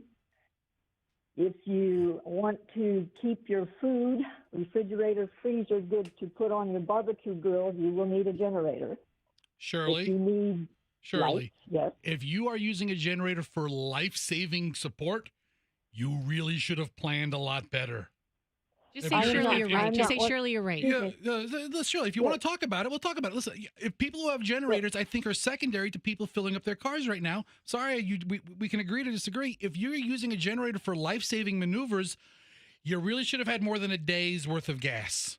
First of all, number one, I am not, but my husband was in that position, and I would have gone to a shelter, okay? But you're there exactly may be some people out there that are doing that. That's all I'm saying. Right, and they should have prepared better. I'm sorry. Shirley, you're right. Well, you're not. We could disagree, Roxanne. We don't have to agree with agree, everybody. Shirley. But and listen, fill up the cars. Generator folks come well second. I agree with the Walmart that's doing that. Well, I hope you all don't get stuck in that situation where it might keep giving you enough food that you can eat at nighttime. Being on a generator to put on your barbecue grill, what you have gas for. Yeah, I'm using a headlamp made by Coleman to work my grill last night. I understand. I mean, power's out, but like I said, it's only been 36 hours. People freaking out now about the power not being out after 36 hours. Listen, is some real first world problems. There's nothing I can do about it. I'm not complaining. I'm hoping Tico gets my neighborhood back on soon. But listen, Shirley, thank you. Fester's a little on edge. Oh, listen, we can agree to disagree, Shirley. Yeah, that's okay. Shirley, thanks. You're right. Shirley, Right. Shirley, you're in Lutz. Yes. You're not far from Fester's. Do you want to egg Fester's house? Yeah, I'll talk to you offline here. Shirley, I'm out of eggs. Please come by with eggs, please. Is your generator filled with gas? With a generator to operate your electric-powered stove. Did you know that eggs fresh out of the chicken you can leave on the countertop, but eggs that are washed and from the store you can only leave out for like a couple hours? Because the membrane exists to protect the egg for a long time unrefrigerated, versus the eggs that are in the supermarket, they should be refrigerated. I took all the eggs out of the refrigerator. I'm like, honey, look, we're going to have plenty of eggs. And she's like, no, idiot, you can't do that. Yeah, the eggs right out of chicken's butt or vent or whatever that, I don't think it's called either, a butt or a vent. All right. All right. Like on my African gray parrot, that thing that dropped all the stuff, it's called the vent. Yeah, that's what it's called. Russell is important. Yeah, you're talking about the Max. Yeah. Anyone who knows where. Hold on a second. Okay. Let me think of how to do this. Okay. We're looking for a dog or something. What are we doing? No, we're looking for gas in a specific place so that. All right. Here's the deal. Our engineer is in Spring Hill. Oh, Max. And needs gas. And this is the engineer that keeps our radio stations on the air along with Chris. So we got Max and we got Chris. You know what? Let me call Max. Max apparently is on fumes right now. Oh no, Max! And Max needs to get to our facility here in St. Pete. He's up in Spring Hill, so we gotta find gas for Max in Spring Hill. All right, now here's the deal. I need to get Max gas. So could you please text Roxanne? So, Roxanne, you want to do the text line? Yeah, 1-800-990-1047, just like the number you call to get on with us. You can text us, 1-800-990-1047. Let us know where you've been able to find gas in Spring Hill. Right. If you know of gas availability right now. In Spring Hill for Max, our engineer. In Spring Hill. Text us right now. Same phone number to call, same number to text. 800-990-1047. I need guaranteed, certified, and bonded availability for gas right now in Spring Hill. So text us. Let me call Max and let me see how far he'll get before he breaks down on the Suncoast Parkway or something. Here we go. Sam's Club. Don't give it out on the air. Yeah, we gotta tell Max privately. We're trying to tell him. That's why. This is somewhere else. This is one instance. We're trying to help just Max. Yeah, we're trying to get him gas before we set a frenzy over there, Roxanne. Once Max fills up, we will tell everybody. Is the population that big there that it's going to send a frenzy? Yes, most of New York moved to Spring Hill. If you don't believe me, ask the bagel shop. Yeah. Hang on. Let me call Max and see if I can. 727-478. All right. Let me call Max, one of our engineers, and just see how much gas he has so we can get him the information that he needs. Yeah, Roxanne, don't blurt out that we're trying to get him there first. Then we'll give out. You're a blurter. And then try to do the cover up. Oh, I'm not talking about the Sam's Club in Spring. Oh no! Yeah. No, it's something else. What do you think? What do you think? I'm an idiot? Well, hey, Max. Yes. Hey, Max. Folks, this is Max, our engineer. Max, how do you say your last name? I've been here 4 years, and I just want to know how to pronounce it properly. Oh, my name is pronounced Andrews. And that's what I thought. All right. So, Max, you're in Spring Hill, and you're out of gas? I'm out of gas, man. I've been looking for gas since 6 o'clock this morning, and no service stations have gas. I got 10 miles to empty. Oh, my God. So I'm kind of stranded. But, yeah, I don't know if you have heard any word of when the refueling will happen or... we're trying to find you gas. Hey, Chris, can I talk privately to him? Because I found it. We'll put him on hold. Chris, our other engineer, just rolled in the studio. We have Max on the line. Max has 10 miles to empty, and we're trying to find them gas in Spring Hill. All right, Roxanne, what did you get on the text? I have a couple gas stations that he can go to, so I'm going to get on the phone privately with him now and tell him. That is a good idea. Max, I will text you, okay? Awesome. Thank you. Yeah, we've asked our listeners and you still have your Homeland Security sizzle letter, Max? I do. Yeah, that may be able to help because we've got some letters to help prioritize certain things from the Department of Homeland Security as a critical infrastructure media engineer. I think you qualify. All right, so Max, we're trying to find you the gas. We might have some locations for you up near Spring Hill.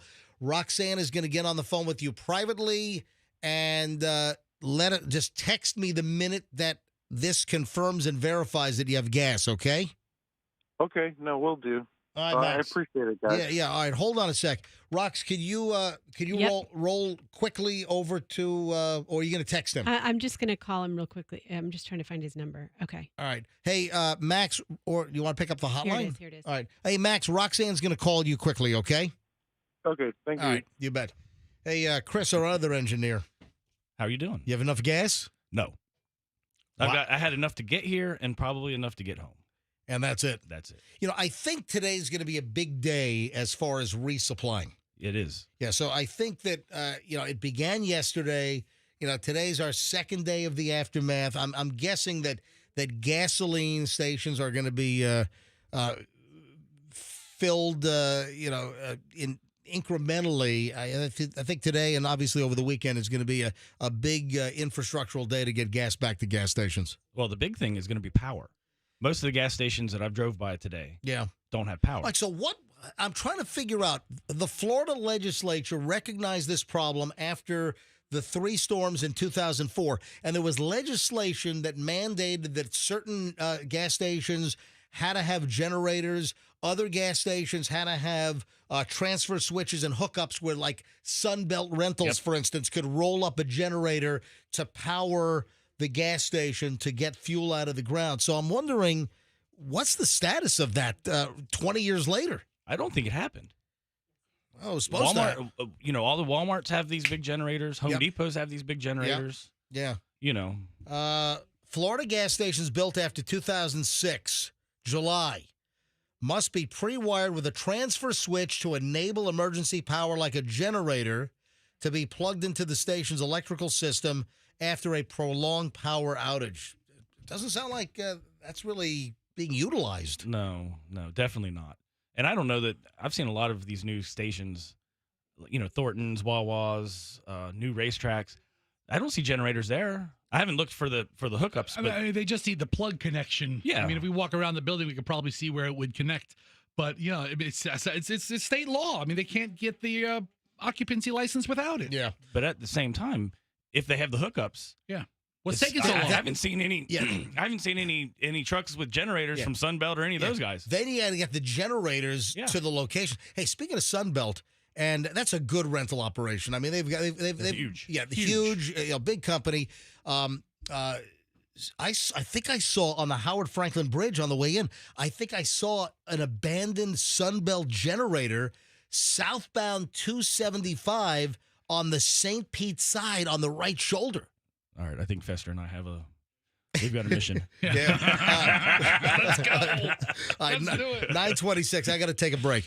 9:26 at the MJ Morning Show. If you're on hold and phones are packed, me, Debbie, Dorothy, Sam, Mike, Casey, all the calls on hold and those getting screened right now. Hold on. We're going to go back to your phone calls next here on the MJ Morning Show on our special continuing coverage of Hurricane Milton and the aftermath of Helene as well, here on 104.7 FM Q105. Westfall Roofing is here for you.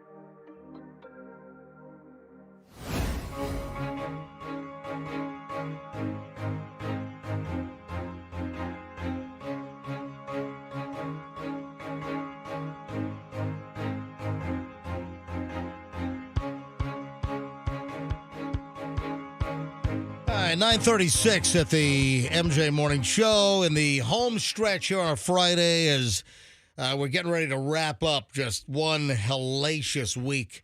Let me go back to phones, and thanks to everyone for being so patient. Oh, I was mentioning Michelle and I were supposed to fly out this morning, and obviously we're not doing that. We've got no power at the house, and we're not leaving. So we were supposed to be on an 11:19 JetBlue flight from Tampa to LaGuardia. We had planned this over a month ago to go visit Julian up at NYU and have dinner with some friends tonight and tomorrow, and that's not happening. Michelle, luckily, she had a cancellation on our hotel in Manhattan. Oh, luckily. All right, Fess, I'm glad it worked out. Turn up the you're like obnoxious. I said luckily. All right. I'm agreeing with you. So luckily, we were able to cancel the hotel, no penalty. JetBlue, we were flying up on JetBlue because the Delta's my preference, but Delta, The flight I like for Delta, they discontinue anyway. All right. But the point I'm trying to make is that I didn't get a refund from JetBlue. It was a little deceptive. It was like, hey, we're making adjustments and refunds for travel interrupted by Hurricane Milton. But JetBlue, they took our fares and they put it into the travel bank, so I don't get a refund on the credit card. So I'm wondering. I just want to see if this flight. I wouldn't get a refund on the credit card. You get a credit that they hold? Listen to me. I would not get a refund unless they canceled the flight. Oh. But I think the flight is still on. So right now, I've got. I'm looking at. I got a whole bunch of money in my travel bank credit I'm on my JetBlue app right now. Let me look at. Where's like the I want to see if this flight's even on time. Flight tracker. Let's see here from Tampa. Yeah, I just want to see if this flight's even on time, because this will give us, give people I think an indication. Tampa to LGA, LaGuardia. Here we go. What time are you going to leave again? 11:19 was our flight. All right. Yeah, I just want to see if this thing's on time. 11:19 flight 12:48, and son of a bitch, on time. Son of a bitch. Oh, boy. Yeah, so money sits in the travel bank. Yeah, Whoa. watch this flight. Hey. Yeah, so Tampa to LaGuardia, JetBlue 12:48 is on time with a 11. Oh, in fact, it's coming up. Arrival 8 minutes early at LaGuardia. See, too bad you're not on it. You would have had really good service. Yeah, well, I'm not going today. Hey. I can't leave the house with no power and all that crap. Last segment, MJ, we helped our engineer Max. Did he get the gas? Find Do we know if he gas. found it? Roxanne. Oh, no. Let me see. Okay. What have you been let's see. doing? I was looking at other people Oh, sending she me more sent him a information. bunch of- yeah, no, I talked to him on the phone, and I haven't heard. So the two places that I sent him were close to his house. All right. Well, why? Hopefully. I wonder. Text him back, so see if he got gas. Where did you get the information? From our listeners. I realize that, but Yes. did they say confirmed gas? I didn't know that I was didn't audit them. I didn't interrogate them. They just said. This was how do we know that we didn't send? Did you text those people back? This was a developing story. No, it but was did you text the people back saying, when did you see gas at this station? Because I don't want to send Max on a goose chase and have him burn more gas. Oh man. Well, it's just that it's Armageddon right now. We're just kind of driving. It's not Armageddon. Hold on a minute. Max I'm is just out of picturing gas. Max on the side of the Roxanne, road. but I mean, it's just fend for yourself. It's do or die. I just want to make sure that the people that texted you, did you get back with those people just to confirm when they last saw gas? It was all developing very quickly. The answer It was is just, no. The answer is no. I was I- just on the phone back. I was reading to him. Okay, so-and-so just said this. You So-and-so just said could have this. told Roxanne that there was gas at Haywood Road, and she would have said, Max, go to Haywood Road. I did. I will tell you Is that that there near was. is that near Jablomi? It goes right. It intersects with Jablomi. Yeah. Yes. He confirmed these places as legit places, number one. And number two, there was one intersection I told him about Right. that had more than one person who sent me All the right. verification of gas. So the Yeah. two verifications. She received was- a couple yes, of texts about was a one nice- location, so she sent it to Max. Yeah. Because I don't want to send him places on the fumes that he's on and have him run out searching and going on a wild gas goose Yeah, chase. I'm just picturing poor Max walking down the street with a gas can, like miles and miles to go in Spring Hill. He won't make it.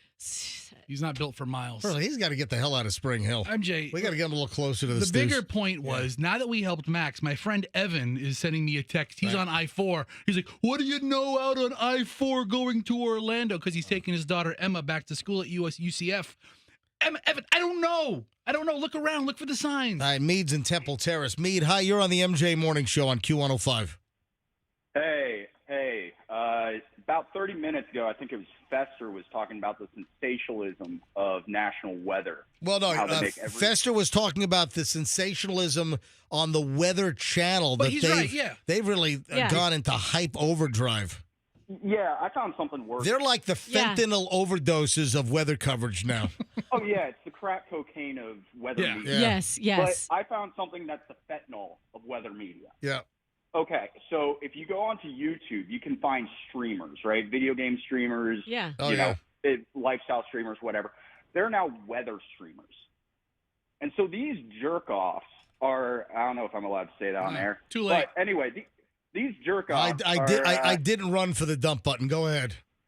All right, thanks. But these jerk-offs basically. Could you, hold on. Can you say it a fourth time, please? We gave you a free pass. Yeah. So Fester, like these jerk-offs, they basically stream these weather. They use really cool tools. But these guys are just like bragging about their subscription count, and they even have like a counter in like top right or bottom right of their screen. And they're like, oh my God, I'm up to 300,000, 500,000 subscribers. And people are donating $50 at a time, $5 at a time, $10 at a time, begging these streamers to give them any form of weather insights, whether or not they should evacuate.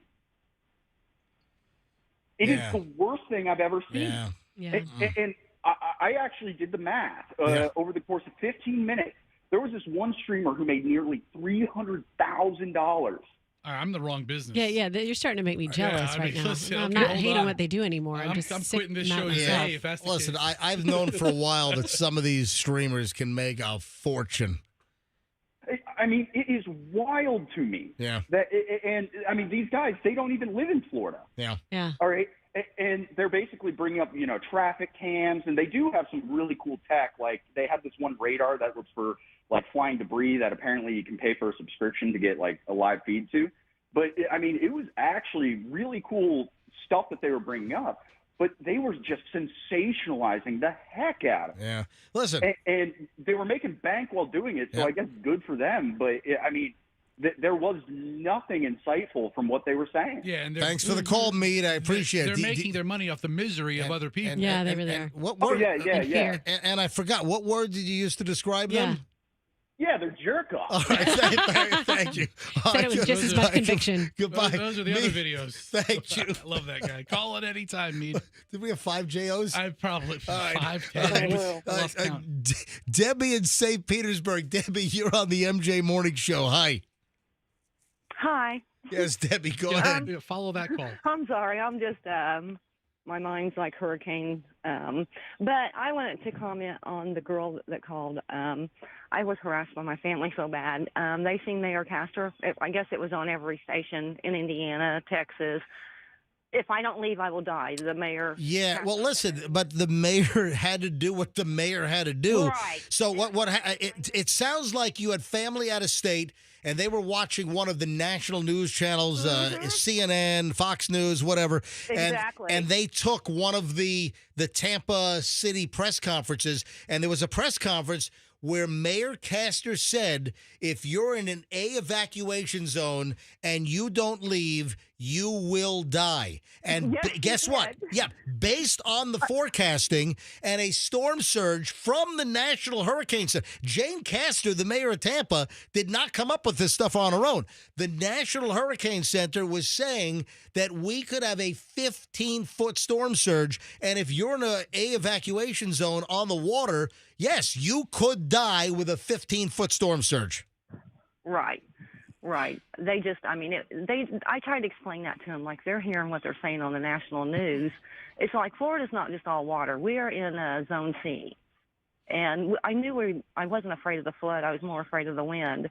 But, I mean, they were telling me take a permanent marker and write your Social Security number and your name so they can identify you. Yeah. And I thought it was horrible that my family sent me that. A couple of sheriffs were talking like that, and what happens is the national media takes a 5-second clip out of a 35-minute press conference, and they make it sound like it's alarmist. Yeah, that may have been a clip designating a particular area that dangerous. The sentence before and the 5 sentences after weren't on the news. Some of that started with Debbie. You had some sheriffs up in the Panhandle with Debbie rolling in to the Big Bend area that said, if you don't evacuate, then please help us identify you and write your Social Security number on your arm so we can identify your body. Listen, Right. I appreciate the work that our sheriffs do, but some of them really, really like the alarmist camera time when it's time for that stuff.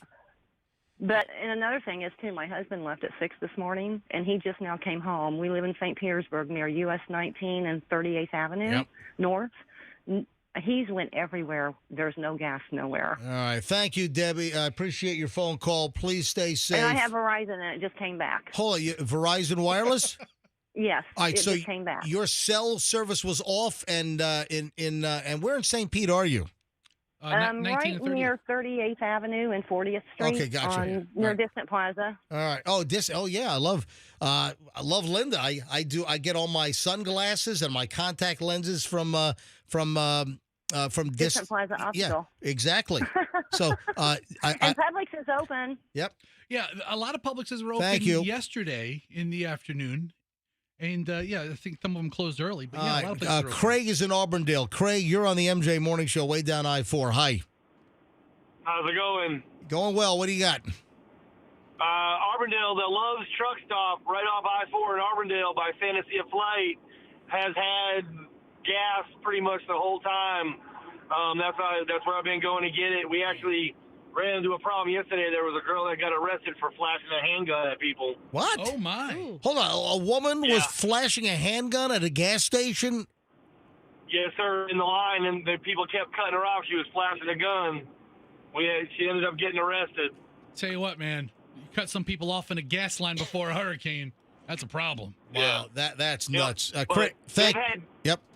Yeah, the Love's truck stop, they've had gas, like I said, pretty much nonstop, except for when they had to shut down, of course, but they've had it nonstop. All right, thank you very much. Let's grab Casey in Clearwater. Casey, you're on the MJ Morning Show. Good morning, MJ. How are you? We're well, Casey. What do you have going on? I'm just calling with a little tip about the generators. Everybody's using their generators so much and they're running out of gas. Now, if they're using it just for the refrigerator, all refrigerators go through natural on-off cycle. So use your generator the same way. The basic rule is 1 hour on and 4 hours off, and plan your trips to the fridge. Be smart. Last night I ran it from 5 to 7, and then I shut it off until 4 a.m. And then I'm back on like the 1-4 cycle or 1 6-hour cycle.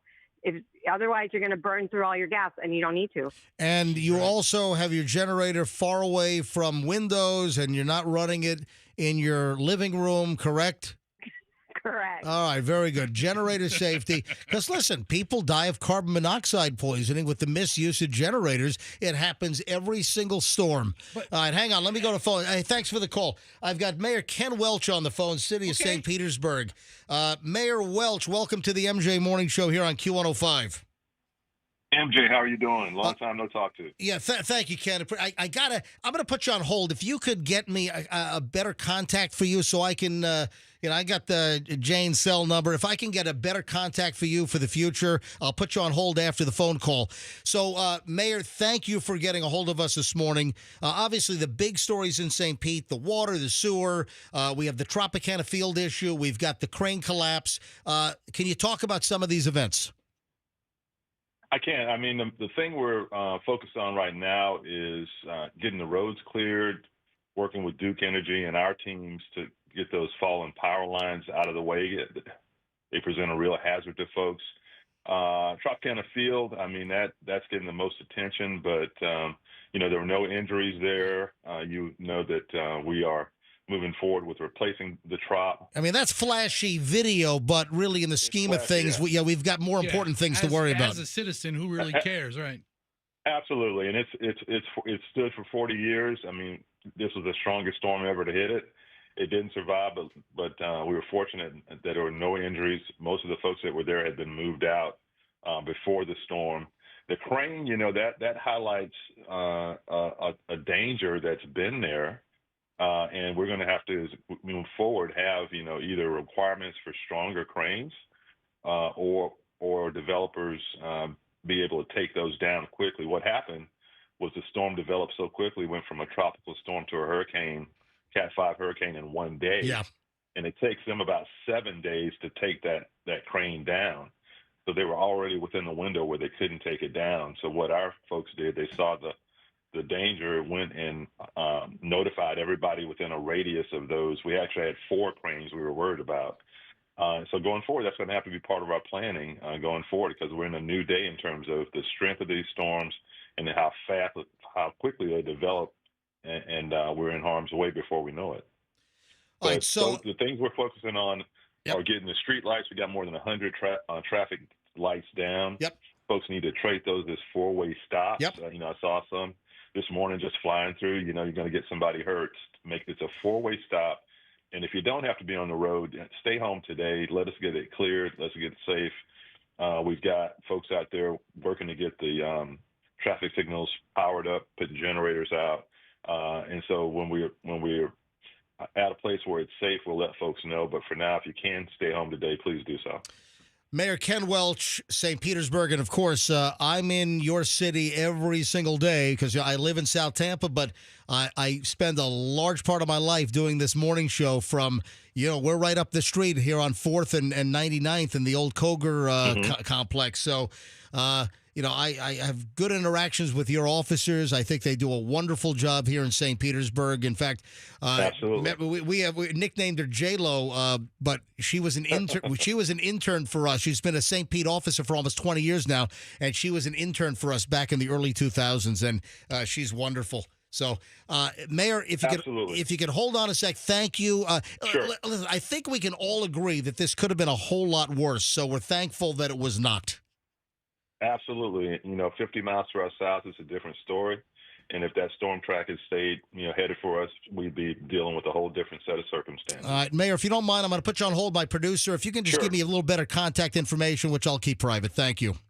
Sure, absolutely. All right, hang Thank on. you, Mayor. Andrew, hotline Mayor of St. Pete, Welch, on the phone. MJ, and all these mayors have a really tough job, before the storm, obviously, but especially after the storm, because that's when everybody's looking at them like, hey, what are you doing? What are you doing for me now? And, they're under a lot of pressure. All right, I got to get a break in before 10 o'clock. We'll go just a few minutes past 10 and wrap it up next. So hang on a sec. We'll wrap things up in just a minute here on the MJ Morning Show on Q105. Hey, Banco overhead doors, they're here for your garage door problems. There are many people still trying to get things fixed from Helene with the surge damage. And now maybe you had wind damage, blow-in panels on your garage door. Maybe you have a wake-up call and an epiphany, and you want a hurricane-rated garage door now. Fortify your house. Your garage door is the biggest opening you have on your house, and Banco Doors can get you a hurricane-rated garage door from Clopay to withstand the hurricane force winds. Folks, Banco, any repairs, if you need...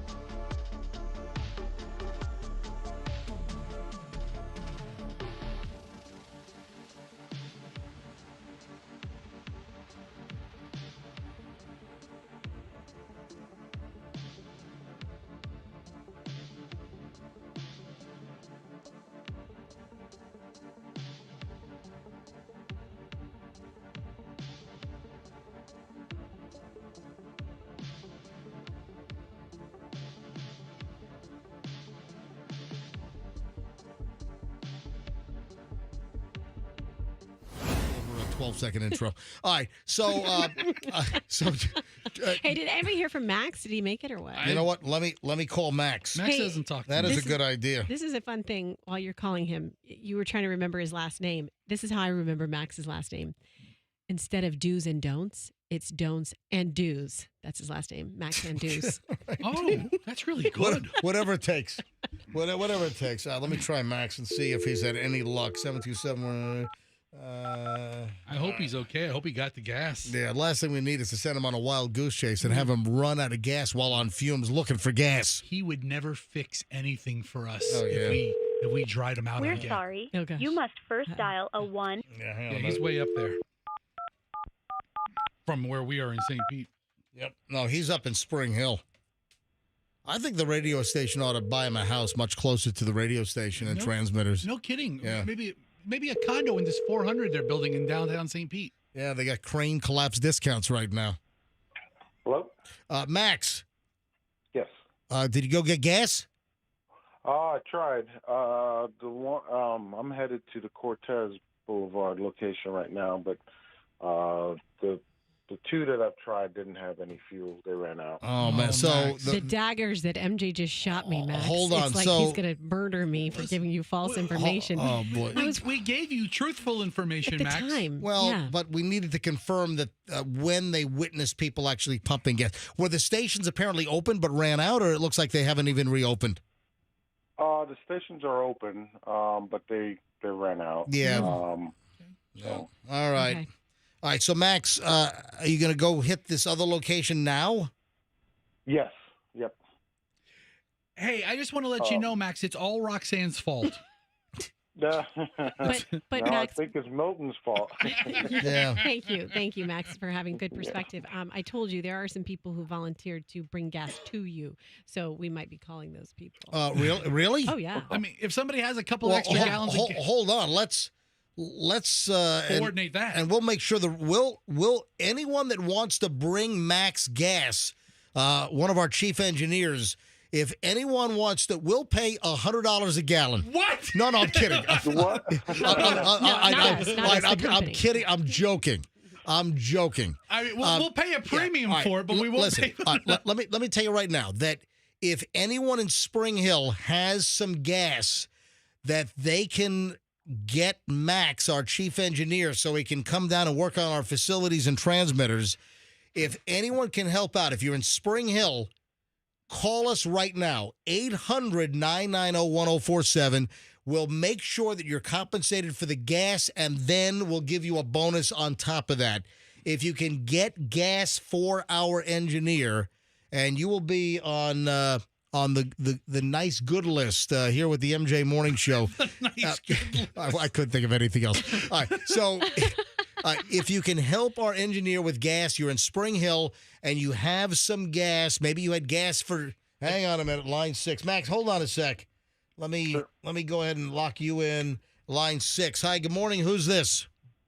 Hey, this is Boomhauer again. Oh, hey, yes, Boomhauer. I already offered gas twice. I'm right here in Spring Hill. I can bring him some gas right now. All right. Okay. Oh, Boomhauer, I love this guy. Nice list. Top of the nice All right, list. So, Boomhauer, you are in Spring Hill. All right, Boomhauer, I'm going to put you on hold. How much gas do you have that you can give Max? I got like 10 gallons. 10, Max, would 10 gallons do it? 10 gallons should. Yeah, 10 gallons will get you to work and probably get you back home. Yeah, well, I don't know about back home, but, But it'll get you here. You can spend the night at Right. MJ's house. All right, so Boomhauer, you definitely have about 10 gallons? Yes, absolutely. All right, so listen, Boomhauer, we're going to put you on hold. Andrew's going to pick up. Give him your cell number. We'll give that number to Max. And Max will call you. Will call you in 2 minutes. And Boomhauer, if you can get gas to Max, we'll be indebted to you for the rest of the eternity. You ain't going to pick on me much anymore, will you? I can't promise No, that. well, listen, I love the name Boomhauer, but I know. I know. All right, so I'm just joking. all right, now hang on a minute. We're going to get your information. We'll hook you up with Max. And how quickly, Max, what area of Spring Hill are you in? I'm in. Well, hold on. First, Max, where are you? I'm right in the middle. No, Boomhauer, hang on. Boomhauer, hold on a minute. Max, where are you? Shady Hills, the Shady Hills area. So how far from Shady Hills are you, Boomhauer? I live on Shady Hills. Oh, my God. This is a match made in heaven. All right, this is. All right. And you're going to make a new friend, Max and All Boomhauer. right, Boomhauer, hang on a minute. We're going to get your phone number right now and give it to Max, all right? Tell him to stop at Sunoco. I'll be there, and I'm just right around the corner from the Sunoco on Shady Hills. Hold on. Max, can you get to the Sunoco right now? Yeah, that'd be perfect. All right, Max, go to the Sunoco and get Boomhauer's information so we can pay him for the gas and get him a bonus on top of it, okay? Listen.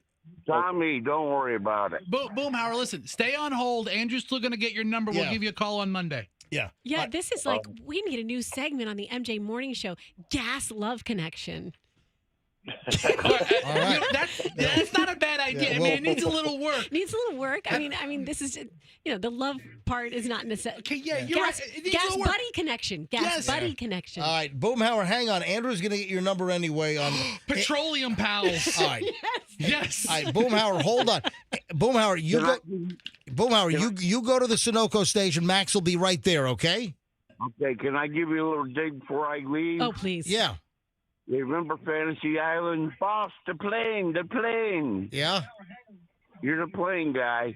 Okay. All right. I'm going to head up there right now. All right, Boomhauer, but hold on. We want to get your phone number before you walk out. Andrew, pick up Boomhauer on 6. And It's a short joke. Did Boomhauer just call you like Hervé Berichez? I think I'm tattoo. Tattoo? Boomhauer? I'm tattoo. Yeah. I'm going to give you a pass today, Boomhauer. Yeah. All right. You're helping Max. Hey, Max, head on up to Sunoco, and you should have 10 gallons of gas. All right, awesome. Thank you, guys. You betcha. What a yes. That's an old school insult, man. Calling a shorter man tattoo. I don't know. I don't know, Boomhauer. No, he was tying it in because he loves planes. I don't care. That's Look, yeah, it was the plane. The plane. Oh, I didn't get it. I thought it was a short joke calling him Hervé Berichez. Whatever that guy's name was. Hang on. Tony in Clearwater. Tony, in the final moments, what do you have for us? Hey, I got DJs on 580 and 19. Hey, they got gas. They got 2 tankers lined up back to back, ready to refill. Oh, wow. And you can refill. They got people filling up their tanks for just their generators or anything. But BJ's 19 and 580.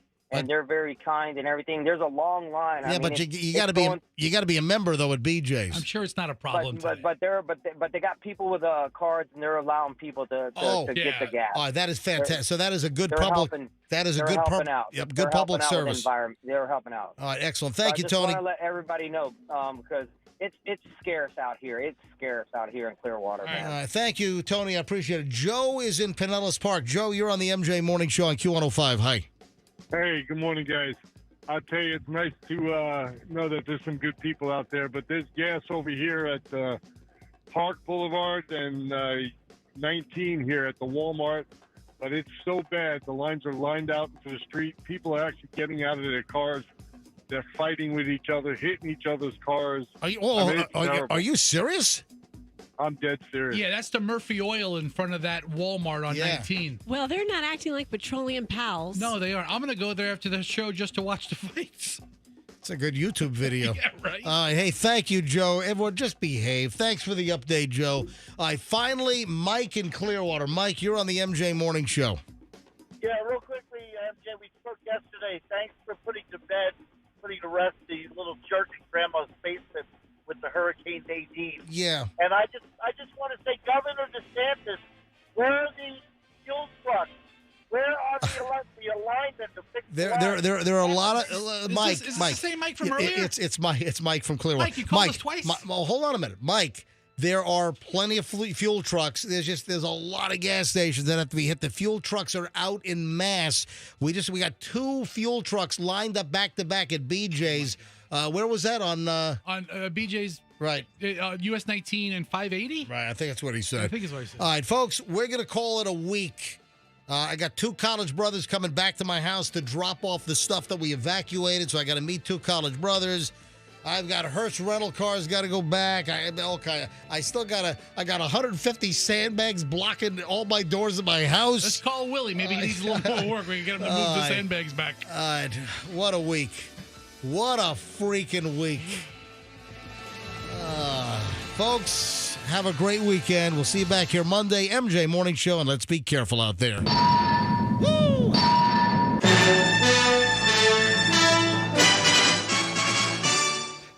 It is 10:12 at the MJ Morning Show.